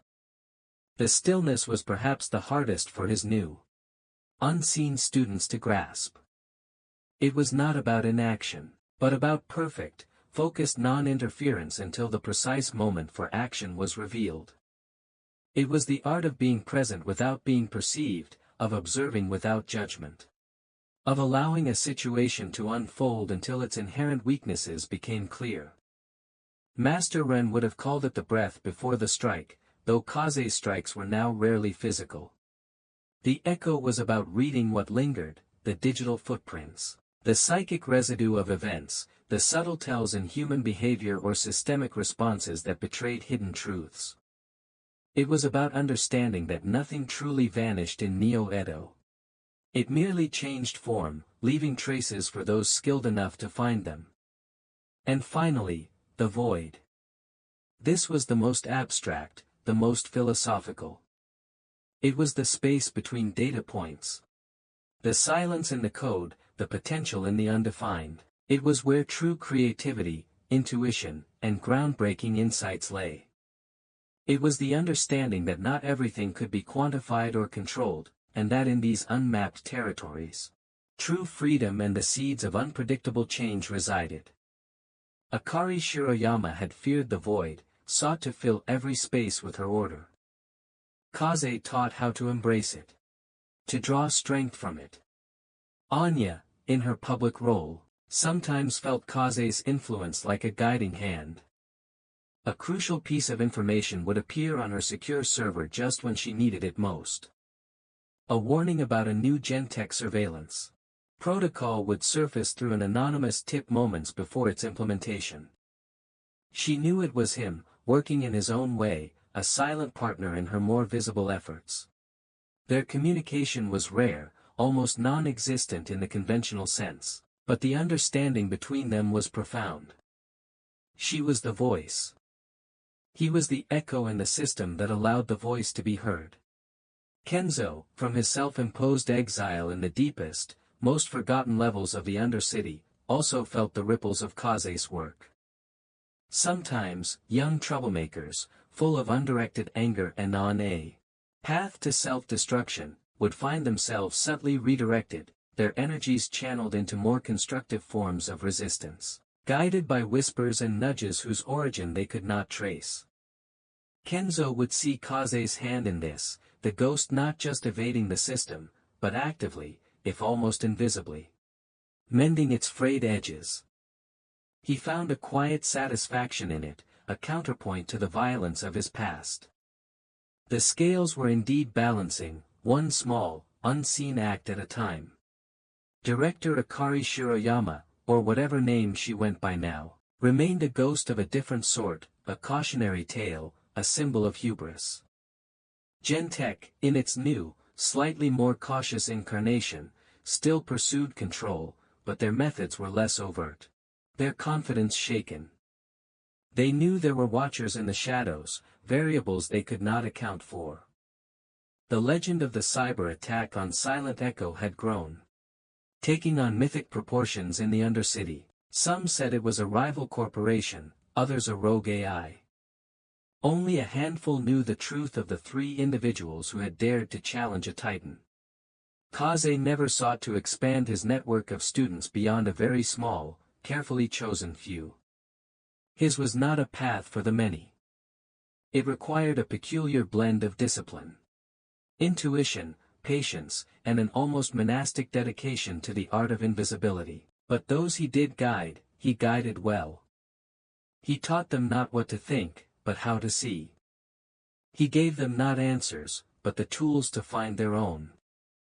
His scar above his eyebrow, once a reminder of a painful lesson in youthful carelessness, now felt like a different kind of mark, a symbol of vision, of seeing beyond the surface. His journey, which had begun in the desperate pursuit of solitary survival, had led him to a place where his mastery served not just himself, but the fragile ecosystem of freedom struggling to breathe in the shadows of Neo-Edo. He was still Kaze. The wind, elusive and ever-moving. But now, the wind carried seeds. One cycle, as the manufactured drizzle fell with its usual mournful rhythm, Kaze was observing a new Gentech security installation near the Sector 7 border. It was more advanced, more subtle than their previous efforts. He analyzed its sensor patterns, its patrol algorithms, the slight hesitation in its AI's response to unexpected stimuli. He was cataloging its weaknesses, not for an immediate attack, but for understanding. For the archives of the unseen path. He felt a presence behind him, not a threat, but a familiar stillness. It was the young woman he had allowed into his conduit months ago. Her name was Sora. She had learned quickly. Sensei, Sora's voice was soft, barely disturbing the air. She had taken to calling him that, despite his quiet discouragement of titles. They are adapting. Their new network protocols are more organic, harder to predict. Kaze nodded, not turning. Change is the only constant, Sora. The city evolves. So must we. He gestured vaguely towards the Gentech installation. What do you see? Sora was silent for a long moment, her gaze fixed on the patrol drones, the shimmering optical camouflage of the hidden sentry posts. Kaze waited, patient. Master Ren had taught him the value of allowing others to find their own insights. I see. Fear, Sora said finally, her voice laced with surprise at her own conclusion. They are building walls not just of plasteel and code, but of fear. They fear what they cannot control. They fear us. The whispers. The unpredictability. Kaze allowed himself another of his rare, almost invisible smiles. Good, he said. Fear can be a weakness in them. Or it can be a catalyst for greater oppression. The current is shifting. We must learn to read its new patterns. He knew that his work, and the work of those like Sora and Anya, would never be truly done. The dance between control and freedom was as old as humanity itself, played out now on a stage of neon and chrome, data streams and forgotten tunnels. But in that understanding, there was a kind of peace. The path of the solitary warrior had led him not to a final victory, but to a continuous, evolving engagement with the world, a journey of martial and spiritual mastery. That found its ultimate expression in the quiet act of helping others to see. The wind shifted, carrying the distant, tantalizing aroma of grilled fish from a street vendor's stall. Life, in all its messy, unpredictable, beautiful forms, went on. And Kaze, the ghost of Neo-Edo, remained its unseen, ever-watchful guardian. His unseen path grew not in volume, but in depth. He added sparingly, each observation, each principle, honed by countless hours of watching, listening, and analyzing the city's ceaseless metabolism. He wrote of the architecture of silence, the way voids and gaps in information could be more revealing than the data itself. He explored the symbiosis of shadows, how seemingly disparate elements of the Undercity's ecosystem were interconnected, and how disrupting one could send ripples through the whole. His focus shifted subtly from pure evasion and infiltration to a more profound understanding of systemic dynamics. He was less a ghost haunting the machine, and more a physician diagnosing its ailments, occasionally prescribing a very precise, very subtle, intervention. Anya, now a respected figure known for her fearless investigative journalism always attributed to reliable anonymous sources, sometimes felt she was in a silent dialogue with Kaze. She would publish an exposé on a new Gentech scheme to exploit Undercity water rights, and a week later, the technical schematics of the project's hidden control system would appear in her most secure inbox, allowing her to push for specific, actionable changes. She never asked how he got it. She knew he moved in ways she could only imagine. Their unspoken partnership was a testament to the trust he had reluctantly learned. A trust that had, against all his initial instincts, not betrayed him. Kenzo, too, found his own way to contribute to this new equilibrium. He used his formidable skills and his understanding of how enforcers thought to preemptively neutralize threats to vulnerable Undercity communities. A gang war averted by an anonymous tip to a neutral party. A shipment of illicit weapons intercepted before it could flood the streets. He never sought thanks. His reward the quiet knowledge that he was, in some small way, atoning for the man he once was. He had even taken a few young, directionless Undercity youths under his wing, teaching them discipline and self-defense. Not to be aggressors, but to be protectors of their own. He called it standing one's ground, a philosophy that resonated with Kaze's stillness. There were new challenges, of course. Gentech, under new leadership after Akari's silent disappearance, was more insidious, its methods of control more subtle, more deeply woven into the fabric of daily life. They favored bread and circuses, flooding the overlevels with new forms of immersive entertainment, while tightening their grip on resources and information flow in less obvious ways. The fight was never over. It simply changed its face. Kaze understood this. Mastery was not a destination. It was the ongoing process of adaptation, of learning, of seeing the new patterns emerge from the old. He thought often of Musashi, the ancient swordsman whose tattered, translated biography Master Ren had once shown him, a warrior who had also trod a solitary path. Who had challenged the establishment of his time, who had eventually sought to codify his wisdom. Musashi's battlefield had been one of steel and flesh. Kaze's was one of information and shadow, concrete and code. But the core principles, Kaze realized, were timeless: observe, adapt, understand your opponent, understand yourself, and find the stillness within the storm. Musashi had his Nidanichi Ryu, his two-sword style. Kaze had his unseen path, his art of navigating the two worlds of Neo-Edo, the seen and the unseen, the overt and the covert. One evening, Sora came to him, her face troubled. "Sensei," she said, "Gentech is beta testing a new predictive surveillance AI in Sector 12. It is learning. It anticipates movement patterns based on minimal data. 3 of our couriers have been intercepted. Kaze listened, his expression unchanging. Sector 12 was a critical information conduit for many undercity operations. This new AI was a significant threat. It was Akari's ghost, her obsession with predictive control, made manifest in a new algorithm. He could see the fear in Sora's eyes, the fear that his methods, were becoming obsolete.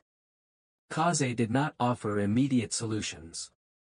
Instead, he led Sora to a high, precarious perch overlooking the glittering expanse of the overlevels, the dark labyrinth of the undercity sprawling beneath them. The wind whipped around them, cold and sharp. "Look," he said, his voice almost carried away by the wind. "The city is a river. Gentech tries to build dams, to channel its flow. Sometimes they succeed, for a while. But the river always seeks new paths. It seeps through cracks. It erodes foundations. It carves new canyons." He turned to her, his stormy eyes meeting hers. "This AI. It is another dam. A clever one. But it, too, relies on patterns, on known variables. It seeks to predict the predictable." He paused. "Our art, Sora, is not about being predictable. It is about understanding the patterns so thoroughly that we can choose to step outside them. To become the unexpected variable. The water that finds the unseen crack." Sora looked out at the city, a new understanding dawning in her eyes. "So, we do not fight the AI directly. Fighting its strength is what it expects," Kaze said. "We study it. We understand its logic, its limitations. And then we introduce chaos it cannot model. We become the data point that corrupts its predictions. We find a new way to flow." He knew it would not be easy. This was a new kind of duel, a battle of evolving intelligence. But the core remained. Adapt. Learn. Master oneself. The path was endless. Over the next few months, Kaze and Sora, with remote input from Anya's tech collective and even a few cryptic suggestions from Kenzo, began to dissect the new Gentech AI. They did not try to hack its core programming, that would be too direct, too traceable. Instead, they fed it anomalies. They created ghost signals, false trails, and patterns of movement so counterintuitive, so apparently random, that the AI's predictive algorithms began to generate errors, to flag benign activities as threats and miss genuine ones. They learned to dance with the AI, to lead its logic astray, to use its own learning capacity against it by teaching it the wrong lessons. It was a delicate, dangerous game, requiring immense patience and an almost artistic understanding of information flow and misdirection. Kaze found a grim satisfaction in it. He was dueling not a swordsman, but an intangible intelligence, a network of pure logic. And he was finding its openings, its moments of hesitation, its reliance on flawed assumptions. During one such dance, Kaze found himself in an old, abandoned kabuki theater deep in the ruins of the Asakusa district. The stage was rotten, the once lavish silks now faded tatters. But on the wall, a faded mural depicted a scene from an ancient tale, a lone samurai, his face obscured by shadow, facing down a monstrous demon, not with brute force, but with a calm, knowing stillness. Kaze stared at it for a long time. The artist, centuries dead, had understood something fundamental. The true battle was often internal. The demon was not always external. Sometimes, it was the rigidity of one's own thinking, the fear of the unknown, the reluctance to adapt. He felt a profound connection to that long-dead artist, to Musashi. To Master Ren. The path of the solitary warrior was indeed ancient, and it echoed through time, in many forms, in many battles. Sora eventually developed a series of counter-algorithms, not to defeat the Gentech AI, but to render its predictions unreliable in specific, critical corridors of the Undercity. She called it chaff, a system that generated just enough plausible but misleading data to confuse the AI without triggering its highest alert states. It was not a permanent solution. Gentech would adapt, would upgrade. But it bought them time. It kept the currents flowing. "You see, Sora," Kaze said, as they watched Chaff successfully divert a Gentech drone patrol away from a hidden meeting of Undercity community leaders. "The river finds its way." Sora nodded, a confident smile now replacing her earlier fear. She was learning. She was becoming her own kind of master. Kaze knew his time as the primary ghost was drawing to a close. Others, like Sora, were rising, bringing new skills, new perspectives. His role was becoming more that of the elder statesman, the keeper of the core principles. The one who reminded them to look deeper, to see the unseen patterns. He spent more time on the unseen path, refining its teachings, adding new observations.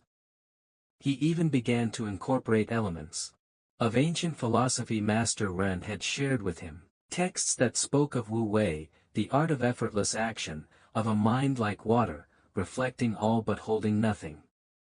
He realized his journey had been one of stripping away illusions, dependencies, fear, ego, until only the essential remained: clear perception, fluid adaptation, and a quiet, unwavering purpose.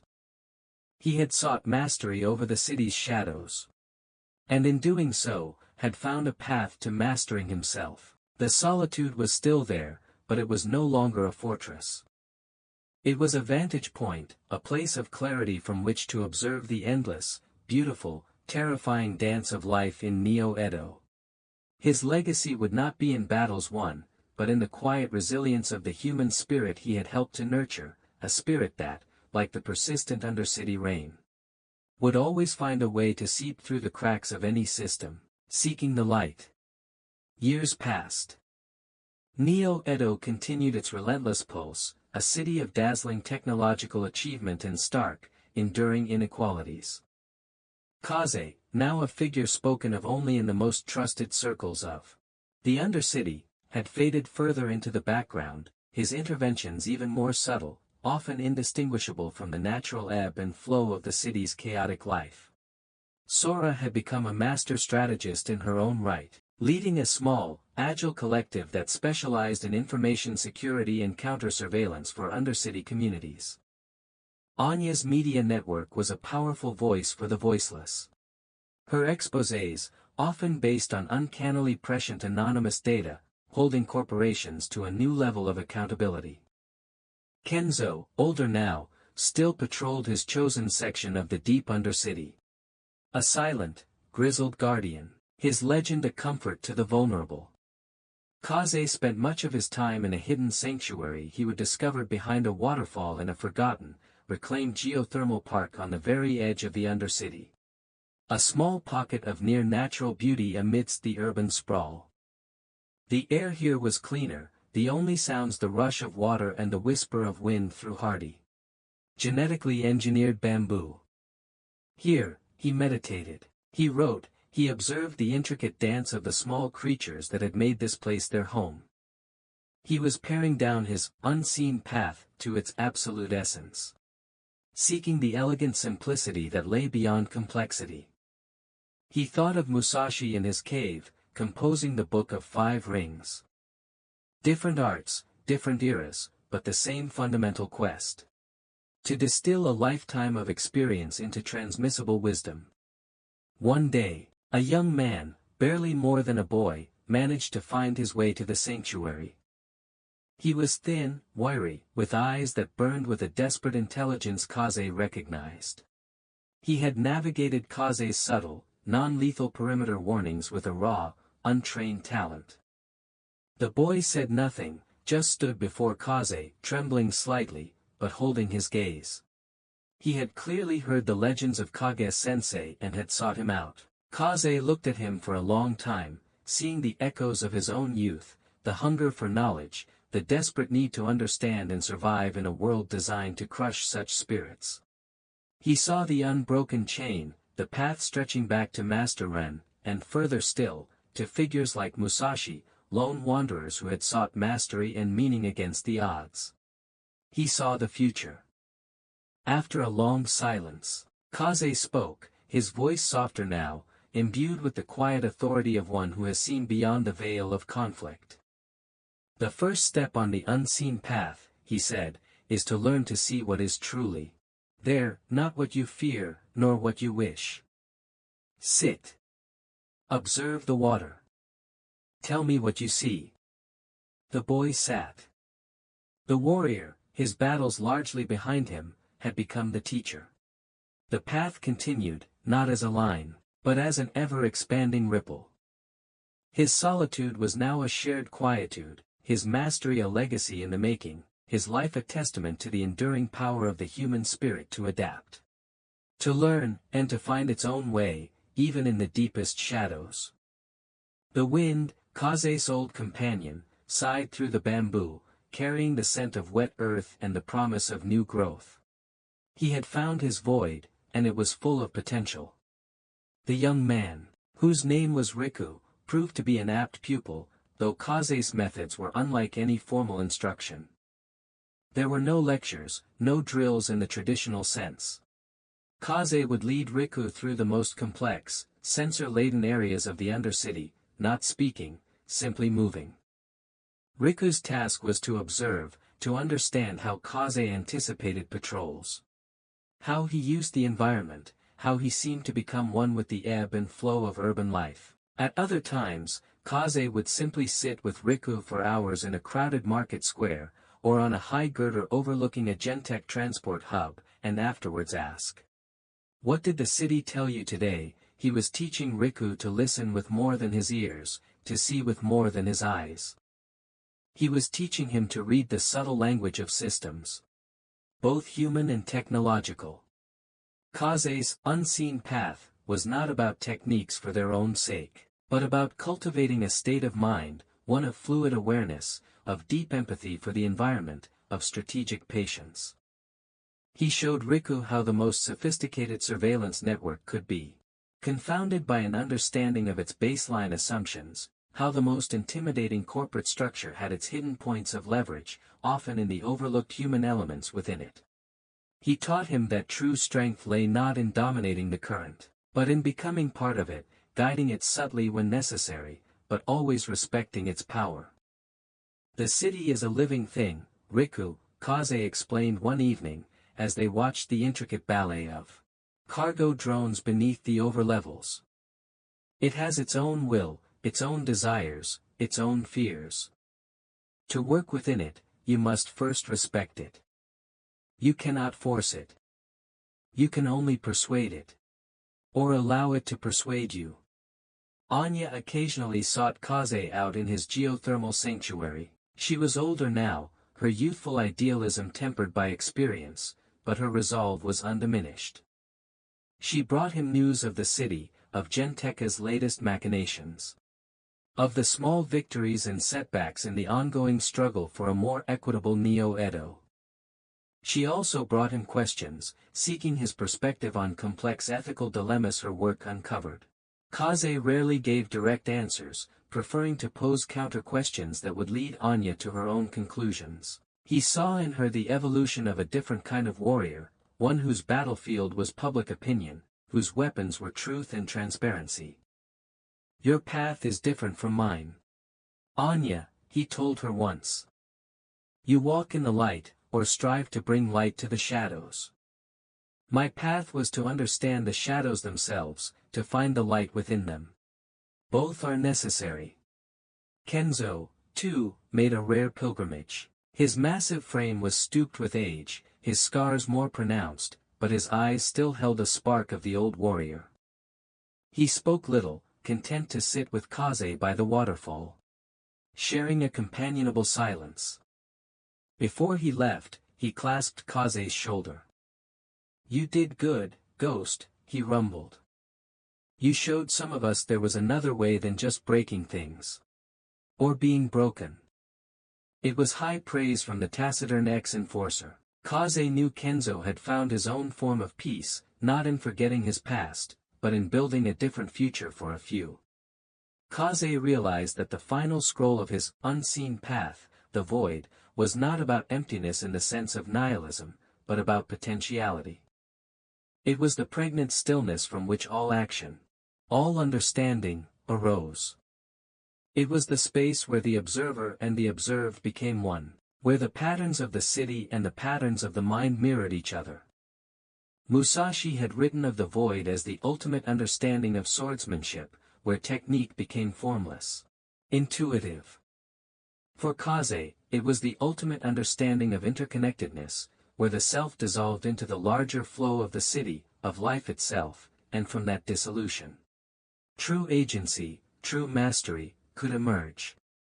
As he grew older, Kaze's physical presence in the Undercity lessened, but his influence, like a pervasive scent on the wind, remained.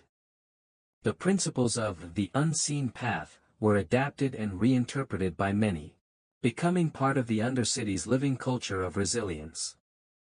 Sora and her collective became adept at chaffing not just Gentech AI, but also the manipulative narratives of corporate media, creating spaces for truth to emerge. Riku, after years under Kaze's subtle tutelage, did not become another Kaze. Kaze would not have wanted that. Instead, Riku found his own niche, using his profound understanding of Neo-Edo's systems to design secure, independent communication networks for Undercity communities, empowering them to connect and organize beyond Gentech's reach. He was a builder, where Kaze had often been a dismantler, a different expression of the same core understanding. One season, when the genetically engineered sakura trees in the overlevels were programmed to bloom, casting a faint pink glow that even reached some of the upper Undercity warrens, Kaze knew his time was drawing to a close. His body was tired, though his mind remained clear, sharper than ever. He felt no fear, no regret. He had walked his path to its end, and it had been a full one. He had seen the city change, had played his small part in its endless becoming. He had passed on what he knew. He sat by the waterfall in his sanctuary.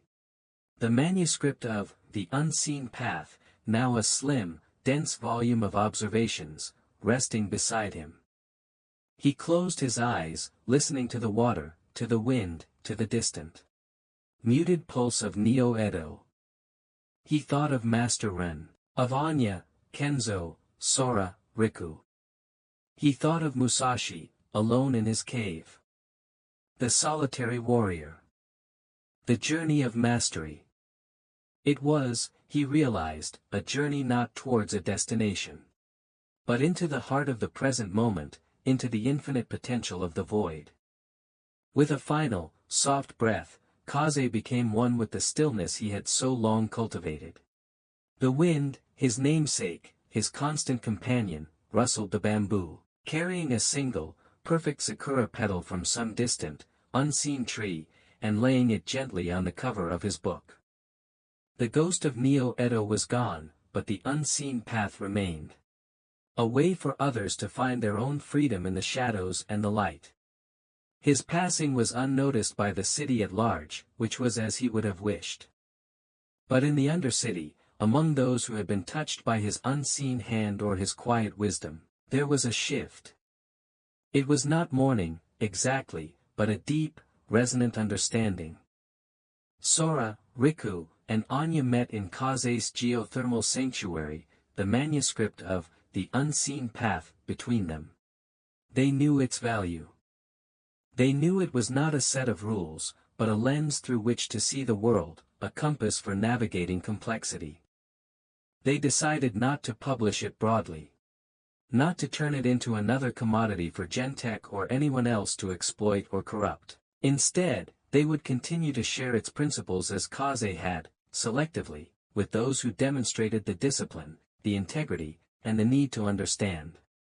It would remain a living teaching, evolving with each new student, each new challenge the city presented. Kaze's true legacy was not in the words themselves, but in the capacity for clear-sighted, adaptable action he had nurtured in others. The path of the solitary warrior had found its culmination not in ultimate victory or perfect isolation, but in the quiet perpetuation of wisdom, a ripple spreading outwards, unseen but transformative, through the heart of Neo-Edo. Several years after Kaze's passing, Gentech, under a new and particularly ambitious CEO named Takeda, launched an initiative called Project Serenity. It was, in essence, Silent Echo 2.0, more subtle, more deeply integrated into the city's infrastructure, promising personalized wellness and societal harmony through adaptive environmental and neuro-synced information feeds. Takeda, a student of Akari Shiroyama's downfall, believed he had learned from her mistakes. His system was designed to be less overtly controlling, more seductive. It offered convenience, tailored experiences, a gentle nudging towards compliance rather than a forced subjugation. The Undercity, weary of constant struggle, was tempted. The initial rollout in select over-level sectors was met with glowing public approval. Anya, now a seasoned journalist with a reputation for unearthing inconvenient truths, immediately recognized the familiar patterns. Her media collective began investigating. But Takeda's Gentech was more sophisticated in its information control, its counter-narratives more polished. She felt a profound sense of frustration. The old tactics were not as effective against this new, more insidious form of control. She found herself wishing for Kaze's uncanny ability to see the hidden flaw, the unexpected leverage point. It was Riku who first saw the vulnerability. He had spent years building and securing independent networks, and in doing so, had developed a deep understanding of Gentech's core architecture, including the legacy systems Takeda's Serenity project was built upon. He remembered Kaze's teachings from The Unseen Path. The newest structures often rest on the oldest foundations. Understand the root, and you can shake the tree. Riku discovered that Project Serenity, for all its advanced AI and seamless integration, relied on a series of deeply embedded, almost forgotten data protocols from the old world, protocols that Oracle's data core, the one Kaze and his team had retrieved years ago, had shed light upon. Protocols that Kaze himself had studied and briefly noted in the later addendums to his manuscript.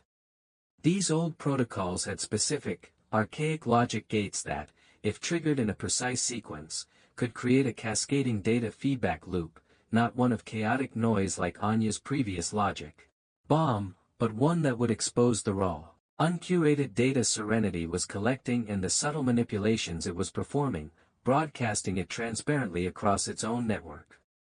Sora, meanwhile, had been observing Takeda himself.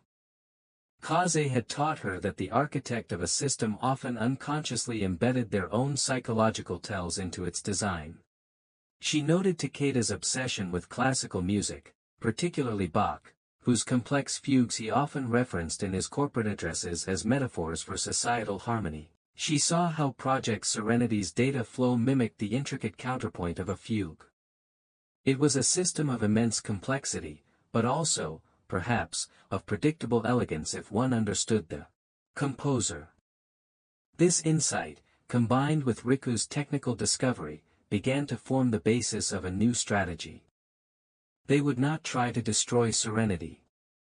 They would force it to reveal its true nature, using its own complexity and Takeda's own aesthetic biases against it.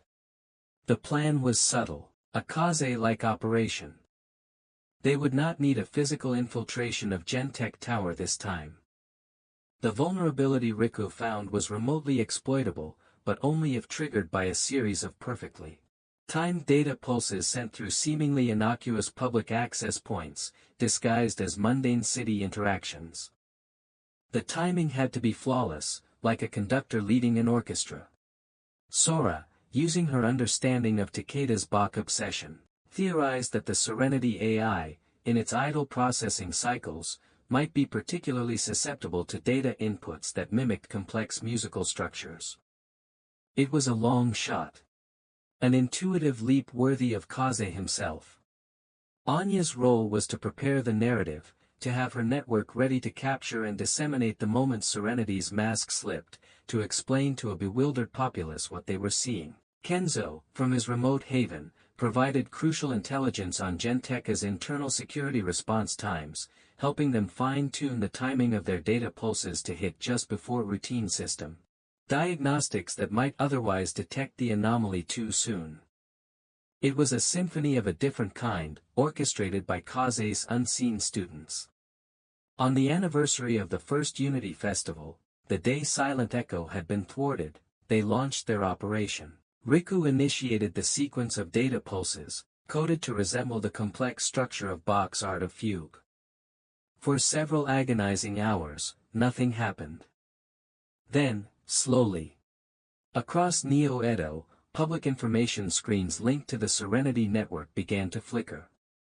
Instead of personalized advertisements and soothing ambient displays, they started showing raw data streams, biometric responses to tailored stimuli, emotional sentiment analysis charts, lists of individuals flagged for deviant thought patterns. The curated harmony of Project Serenity fractured, revealing the cold, calculating machinery beneath. Takeda's fugue had become a dissonant, public confession. The outcry was immediate and widespread. This was not a chaotic system crash. This was the system itself, laid bare. Takeda's Gentech tried to shut it down, but Riku had designed the feedback loop to be self-sustaining for a critical period, propagating through the network via the very protocol Serenity used to operate. Anya's network was there to capture it all, contextualize it, and broadcast it even further. The illusion of benevolent control was shattered. Gentech faced its most severe crisis of public trust. Far exceeding the fallout from Silent Echo, Takeda was forced to resign. Project Serenity was indefinitely suspended.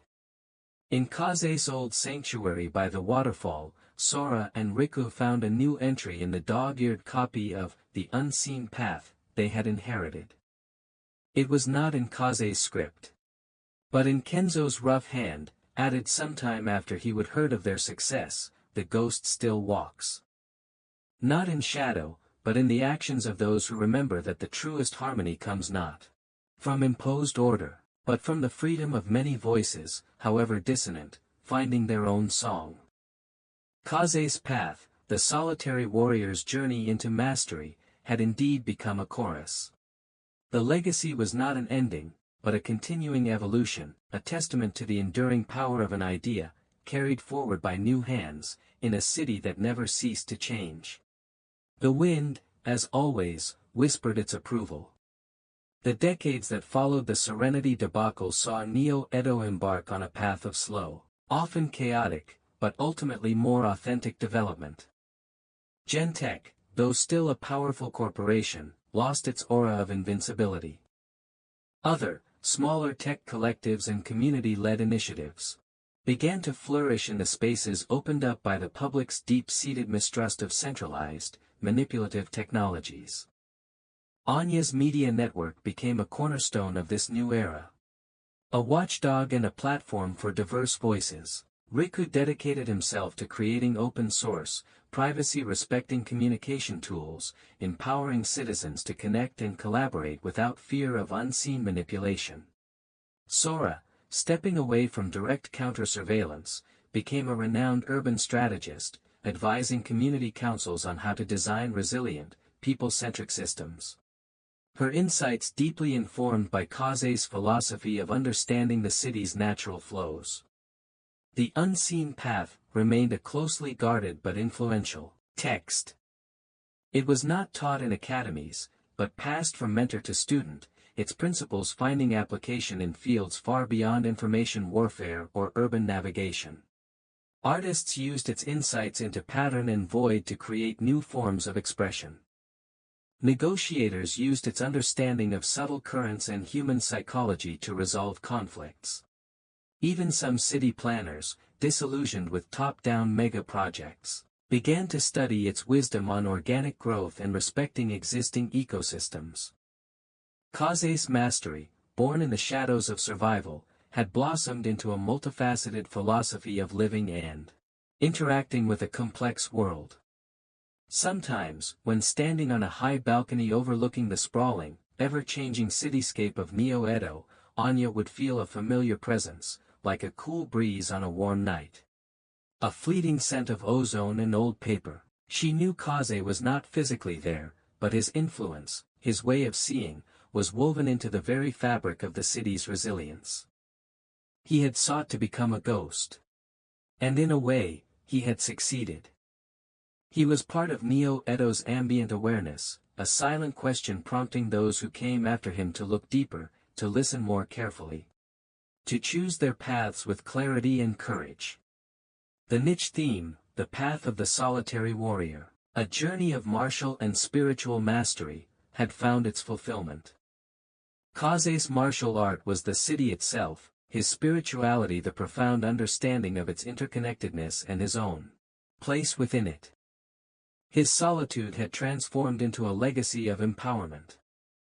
The message, that true mastery transcends skill and involves a holistic journey of self-discovery.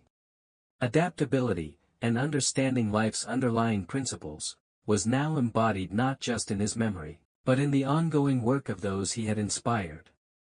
The dominant emotions of intense determination and awe had given way to a profound, introspective peace, a sense that the currents, however turbulent, were ultimately flowing towards a more conscious, more human future. Kaze's scar, the one above his eyebrow, had been a mark of a youthful misjudgment.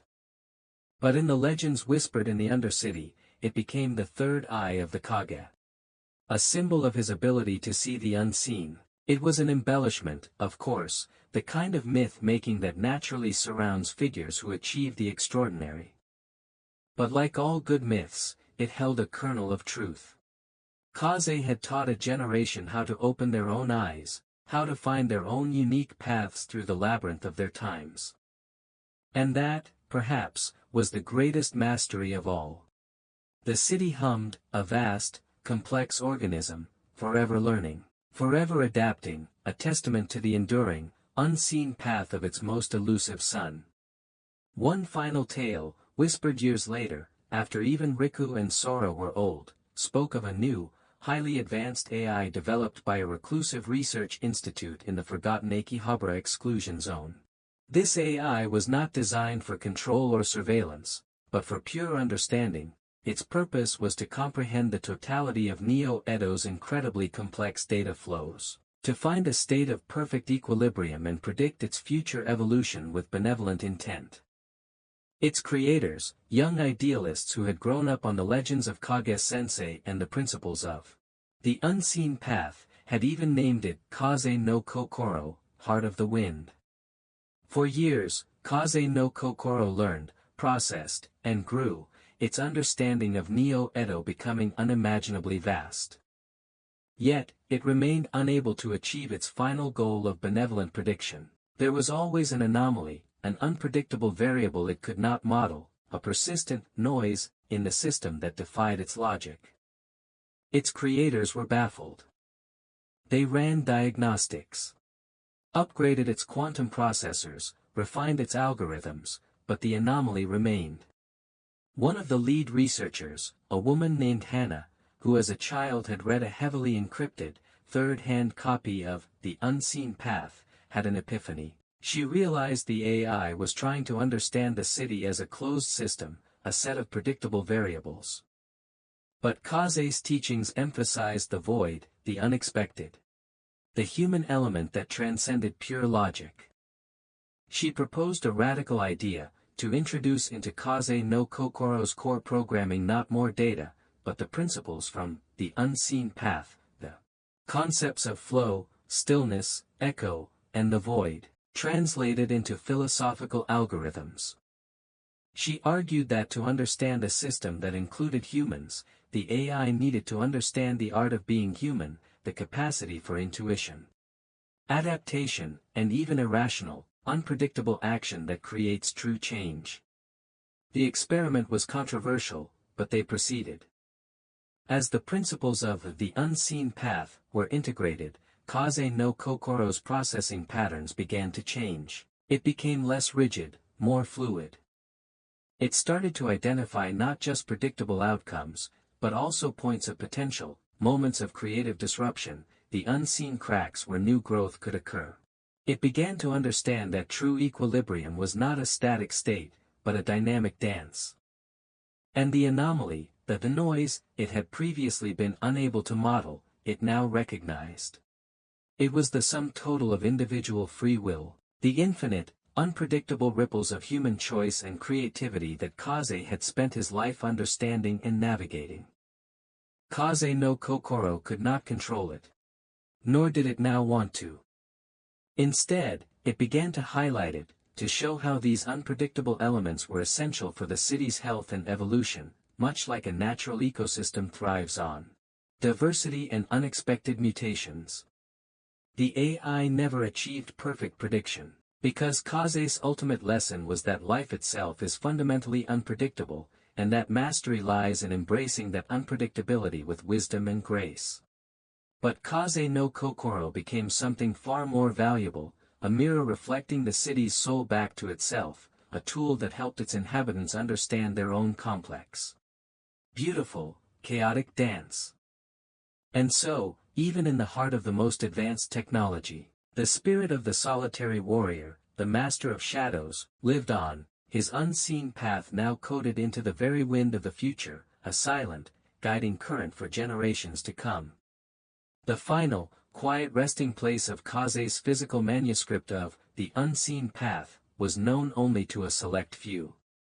After Sora and Riku had ensured its core teachings were safely disseminated through less tangible, more resilient means, they entrusted the original to an ancient, hidden monastery nestled in the Chichibu Tamakai National Park, a vast expanse of mountains and forests that had, against all odds, survived the centuries of Neo-Edo's relentless expansion. The monks there, practitioners of an obscure Zen sect that emphasized stillness and observation, recognized the profound wisdom within its pages. They did not see it as a manual for urban infiltration, but as a deep philosophical treatise on awareness, adaptability, and the nature of reality. They placed it in their oldest archive, alongside scrolls penned by poets, philosophers, and mystics from ages past. There, surrounded by the silence of the mountains and the murmur of ancient trees, Kaze's words found their place in the long, unbroken lineage of human attempts to understand the path to mastery, mastery not of others, or even of a particular skill, but of the self, in harmony with the ever-changing currents of the world. Sometimes, a young monk, tasked with cleaning the archives, would pause before the slim, unassuming volume. They would feel a strange resonance emanating from it. A sense of profound stillness, yet also of incredible dynamism, like the quiet eye of a storm or the silent, powerful flow of a deep river. They would not know the full story of the ghost of Neo-Edo, of the battles fought in neon-lit alleys and data streams, of the corporate titans challenged and the oppressive system subtly undermined. But they would sense the presence of a great spirit, a master who had walked a solitary path and left behind a map for others to find their own way through the labyrinth of existence. And in that quiet moment of recognition, Kaze's journey, his art, his life, would continue to ripple outwards, a whisper on the wind, an unseen current shaping the future in ways he could never have fully imagined. But perhaps, in his deepest moments of stillness, had always understood. The path was, indeed, endless. And its beauty lay not in reaching a final destination, but in the wisdom gathered and shared along the way. The legacy of the unseen path also subtly influenced the very architecture and design philosophy of Neo-Edo's newer, more independent settlements. Planners and architects who had studied Kaze's principles began to create spaces that were more adaptable, more integrated with the natural or what passed for natural environment, with more hidden pathways, communal enclaves, and decentralized systems. They designed buildings that breathed with the city, that had escape routes not just from physical danger, but from oppressive surveillance and control. The aesthetic was less about monolithic grandeur and more about resilient, human-scale complexity.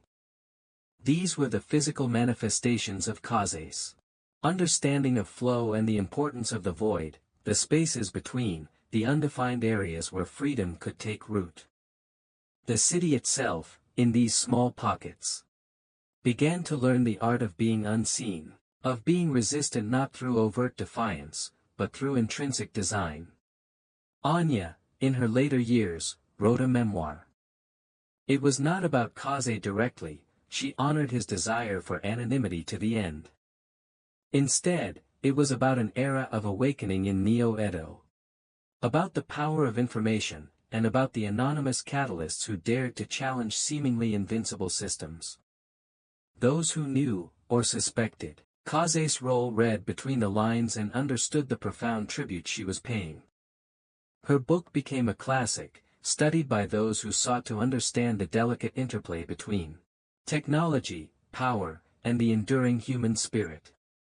Riku, for his part, dedicated his life to building networks of silence, communication systems so deeply encrypted, so decentralized, so attuned to Kaze's principles of misdirection and flow that they were virtually untraceable, providing safe havens for free thought and organization. He often said that Kaze had taught him that the most powerful message is sometimes the one that is never overtly sent, but understood through shared context and trust. His work became the quiet backbone of the Undercity's continued autonomy. Even Gentech, or what it evolved into, was changed. The blatant pursuit of total control was replaced by a more nuanced understanding of societal dynamics. Some forward-thinking strategists within the corporation even clandestinely studied Kaze's heavily redacted and anonymously attributed principles as a way to understand asymmetric resistance and emergent system behavior. They would never admit it publicly, but the ghost of Neo-Edo had, in an ironic twist, become a factor in their risk assessments, a variable they now knew they could never fully model or contain. And so, the path of the solitary warrior, Kaze, found its ultimate expression not in personal glory or isolated mastery, but in becoming an integral, albeit unseen, part of the city's ongoing evolution. He had started as a survivor, became a disruptor, then a teacher, and finally, a silent, guiding principle woven into the very fabric of Neo-Edo's complex soul. His journey, like Musashi's centuries before, demonstrated that true mastery is not a static achievement but a continuous process of learning, adapting, and ultimately, contributing to the flow of life in a way that honors both the individual spirit and the interconnectedness of all things.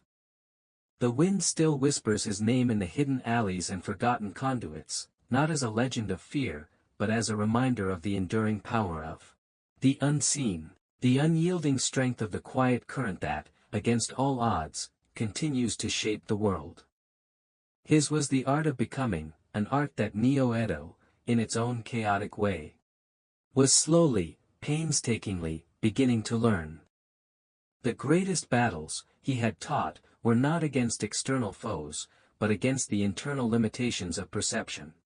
And the greatest victories were the quiet moments of clarity when a new, more expansive way of seeing became possible.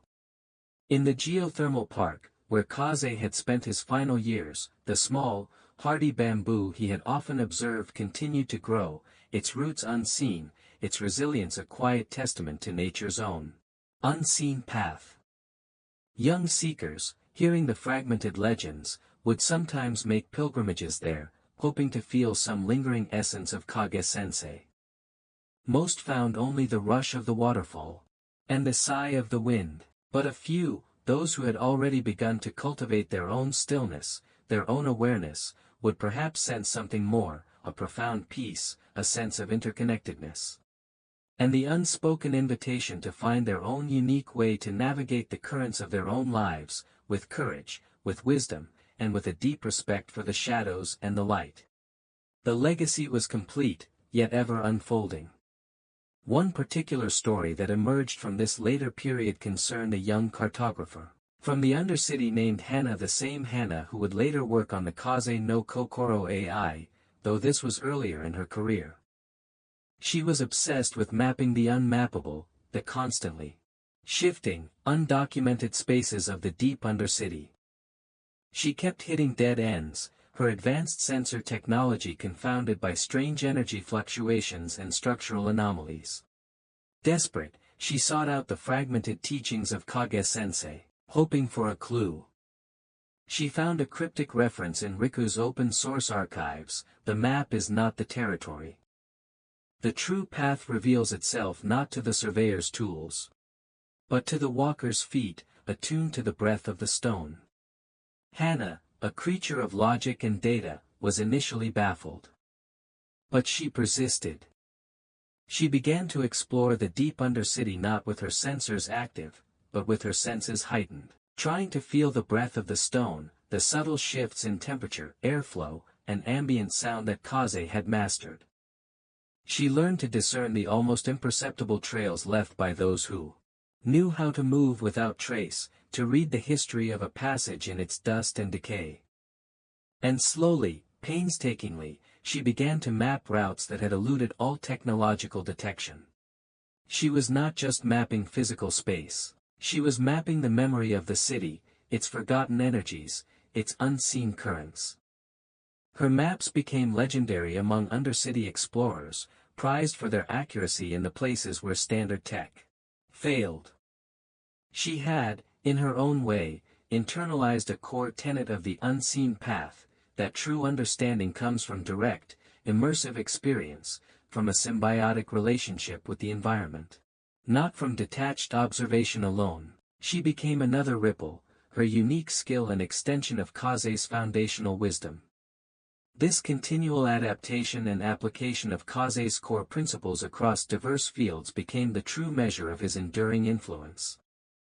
It was not a rigid dogma he left behind, but a way of thinking, a mode of perception that could be applied to any complex system, any challenging environment. From Anya's fight for transparent information, to Riku's creation of secure communication, to Sora's strategic urban planning, to Hana's intuitive cartography, the echoes of Kaze's solitary journey resonated, fostering a more resilient, aware, and ultimately, a more human Neo-Edo. He had shown that even one who starts as a ghost, a mere whisper in the overwhelming noise of the city, could, by mastering themselves and their unique art, become a profound and lasting force for change, not by shouting, but by subtly altering the very currents that shaped reality.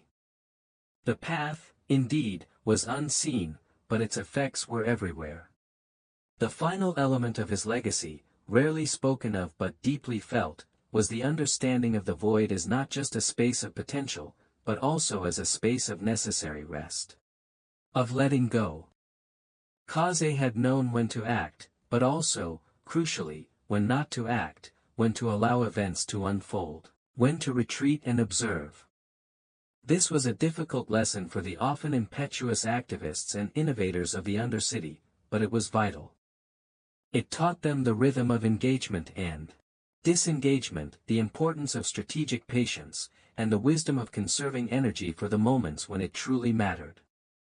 It prevented burnout, fostered long-term resilience, and allowed for a more organic, less reactive form of progress. This understanding of the void as active stillness, as potent emptiness, was perhaps his most profound and challenging gift to the city he had both haunted and protected.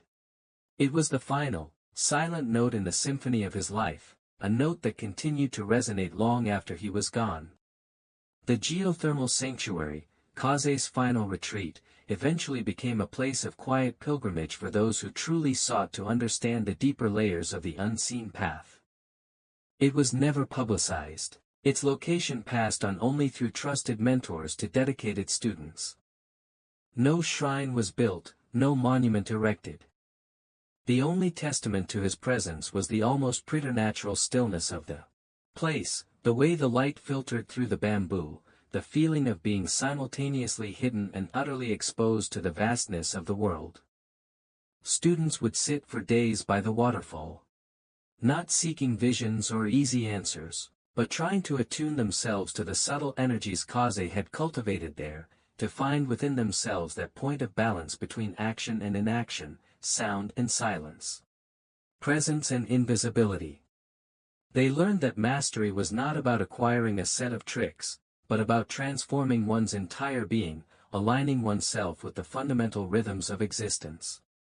They learned that the greatest strength often came from the deepest vulnerability, and the most profound insights from the quietest moments. Kaze's path, which had begun with the harsh necessity of survival in a brutal urban wilderness, had culminated in a philosophy that touched upon the universal. He had, in his own unique, understated way, become a bodhisattva of the Undercity, a being who had achieved a form of enlightenment and chose to remain engaged with the world, subtly guiding others towards their own awakening. The children of Neo-Edo, generations removed from the time of Silent Echo and Project Serenity, would sometimes play a game in the labyrinthine alleys of the Undercity. They called it Kage no Ashi, shadow foot. One child would be the shadow, trying to move from one point to another without being seen by the others, the watchers. The best shadows were not the fastest or the strongest, but those who understood the environment, who could use light and distraction, who seemed to melt into their surroundings. They did not know they were reenacting the core principles of a legendary figure. But the game itself, born from the collective unconscious of the Undercity, was a testament to Kaze's enduring influence. It was a playful echo of his serious art. A sign that his way of seeing, of being, had become part of the city's DNA. And so, the story of Kaze, the ghost of Neo-Edo, the master of the unseen path, fades not into oblivion, but into the very atmosphere of the city he roamed. His name might be forgotten by the majority, his specific deeds relegated to obscure historical data logs. But his impact, woven into the resilience of the Undercity, into the ethical considerations of its technologists, into the strategies of its activists, and into the very way its inhabitants perceived their complex world, would endure. For true mastery, as Kaze had ultimately demonstrated, is not about carving one's name into stone, but about becoming a part of the wind, an unseen force that helps to shape a more conscious, a more liberated, future. His was a journey completed, yet a path always beginning anew for those who chose to walk it. The solitary warrior had, in the end, helped to cultivate a city of quiet awakenings. The archives within the Chichibu Monastery, where Kaze's physical manuscript rested, held a secret known only to the eldest monks. Kaze had left one final, almost invisible annotation on the last page of The Unseen Path. It was not written in his usual precise script, but was a faint, barely perceptible indentation, as if pressed into the fiber of the page by a focused thought rather than a stylus. It could only be seen when the light hit it at a precise angle, a final lesson in observation. It was a single, perfect circle, an enso, the Zen symbol of enlightenment, mu the void, and the universe itself. Within the circle, equally faint, was a single character, Kaze/wind. This, the monks understood, was his ultimate distillation. Not a word, not a doctrine, but a symbol of perfect, empty fullness, of form and formlessness, of the ever-moving, ever-present spirit that animates all things. It was a final reminder that the path, in its deepest sense, transcended all techniques, all words, even the master himself. It was an invitation to step into the void, into the heart of the wind, and find one's own true nature. This unspoken coda to his teachings ensured that the unseen path would never become a rigid dogma. It would always point beyond itself, towards the direct, unmediated experience of reality that Kaze had embodied.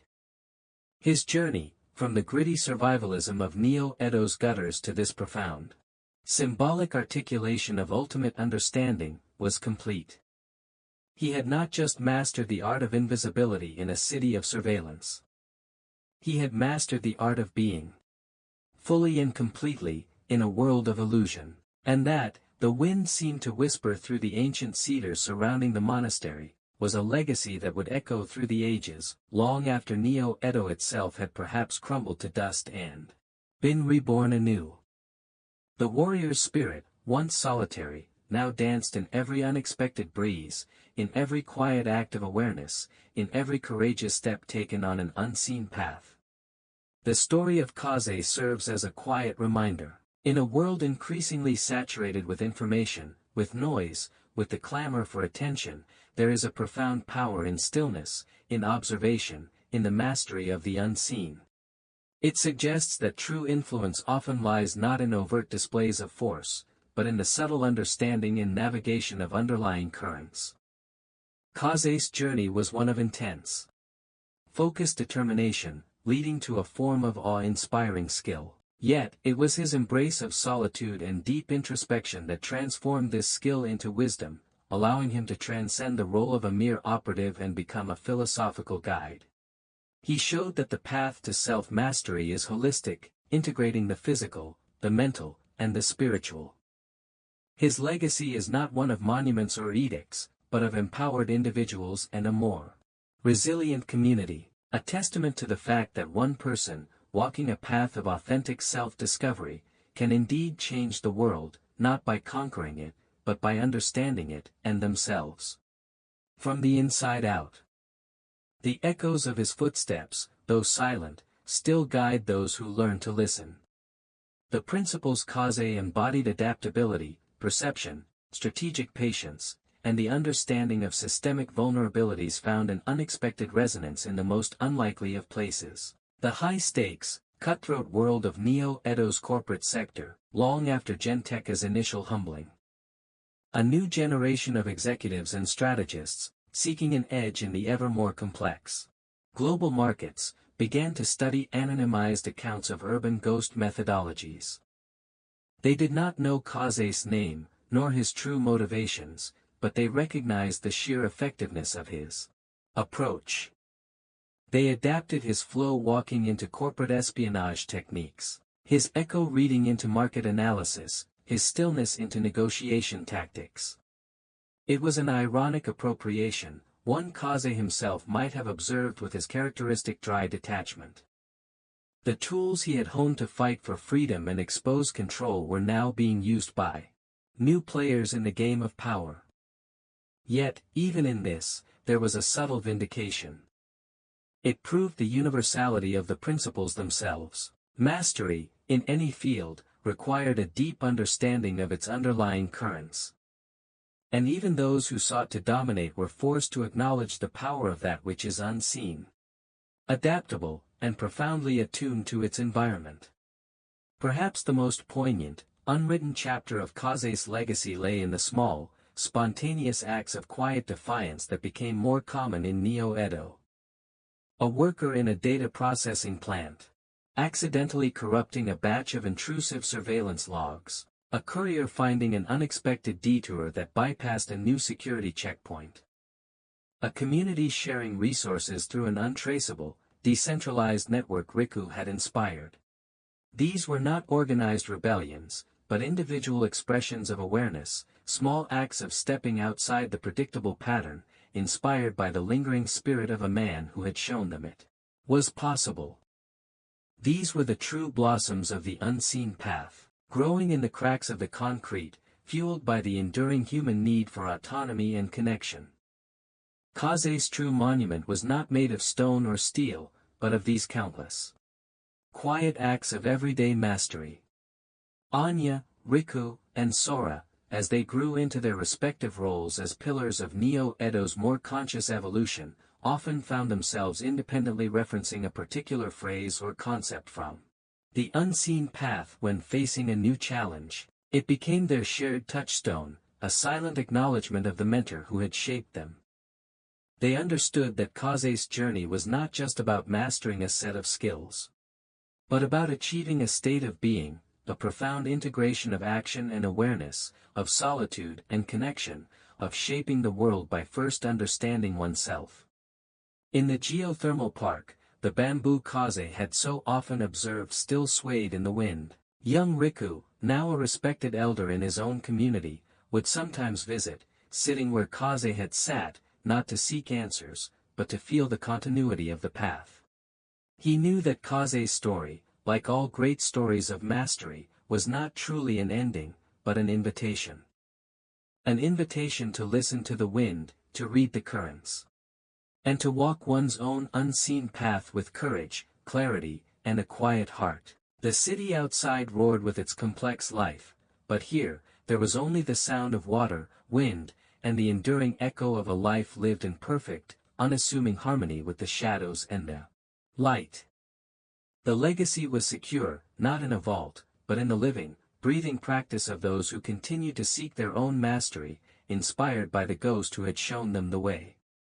The path of the solitary warrior, in its myriad forms, would indeed never truly end as long as there were those willing to walk it.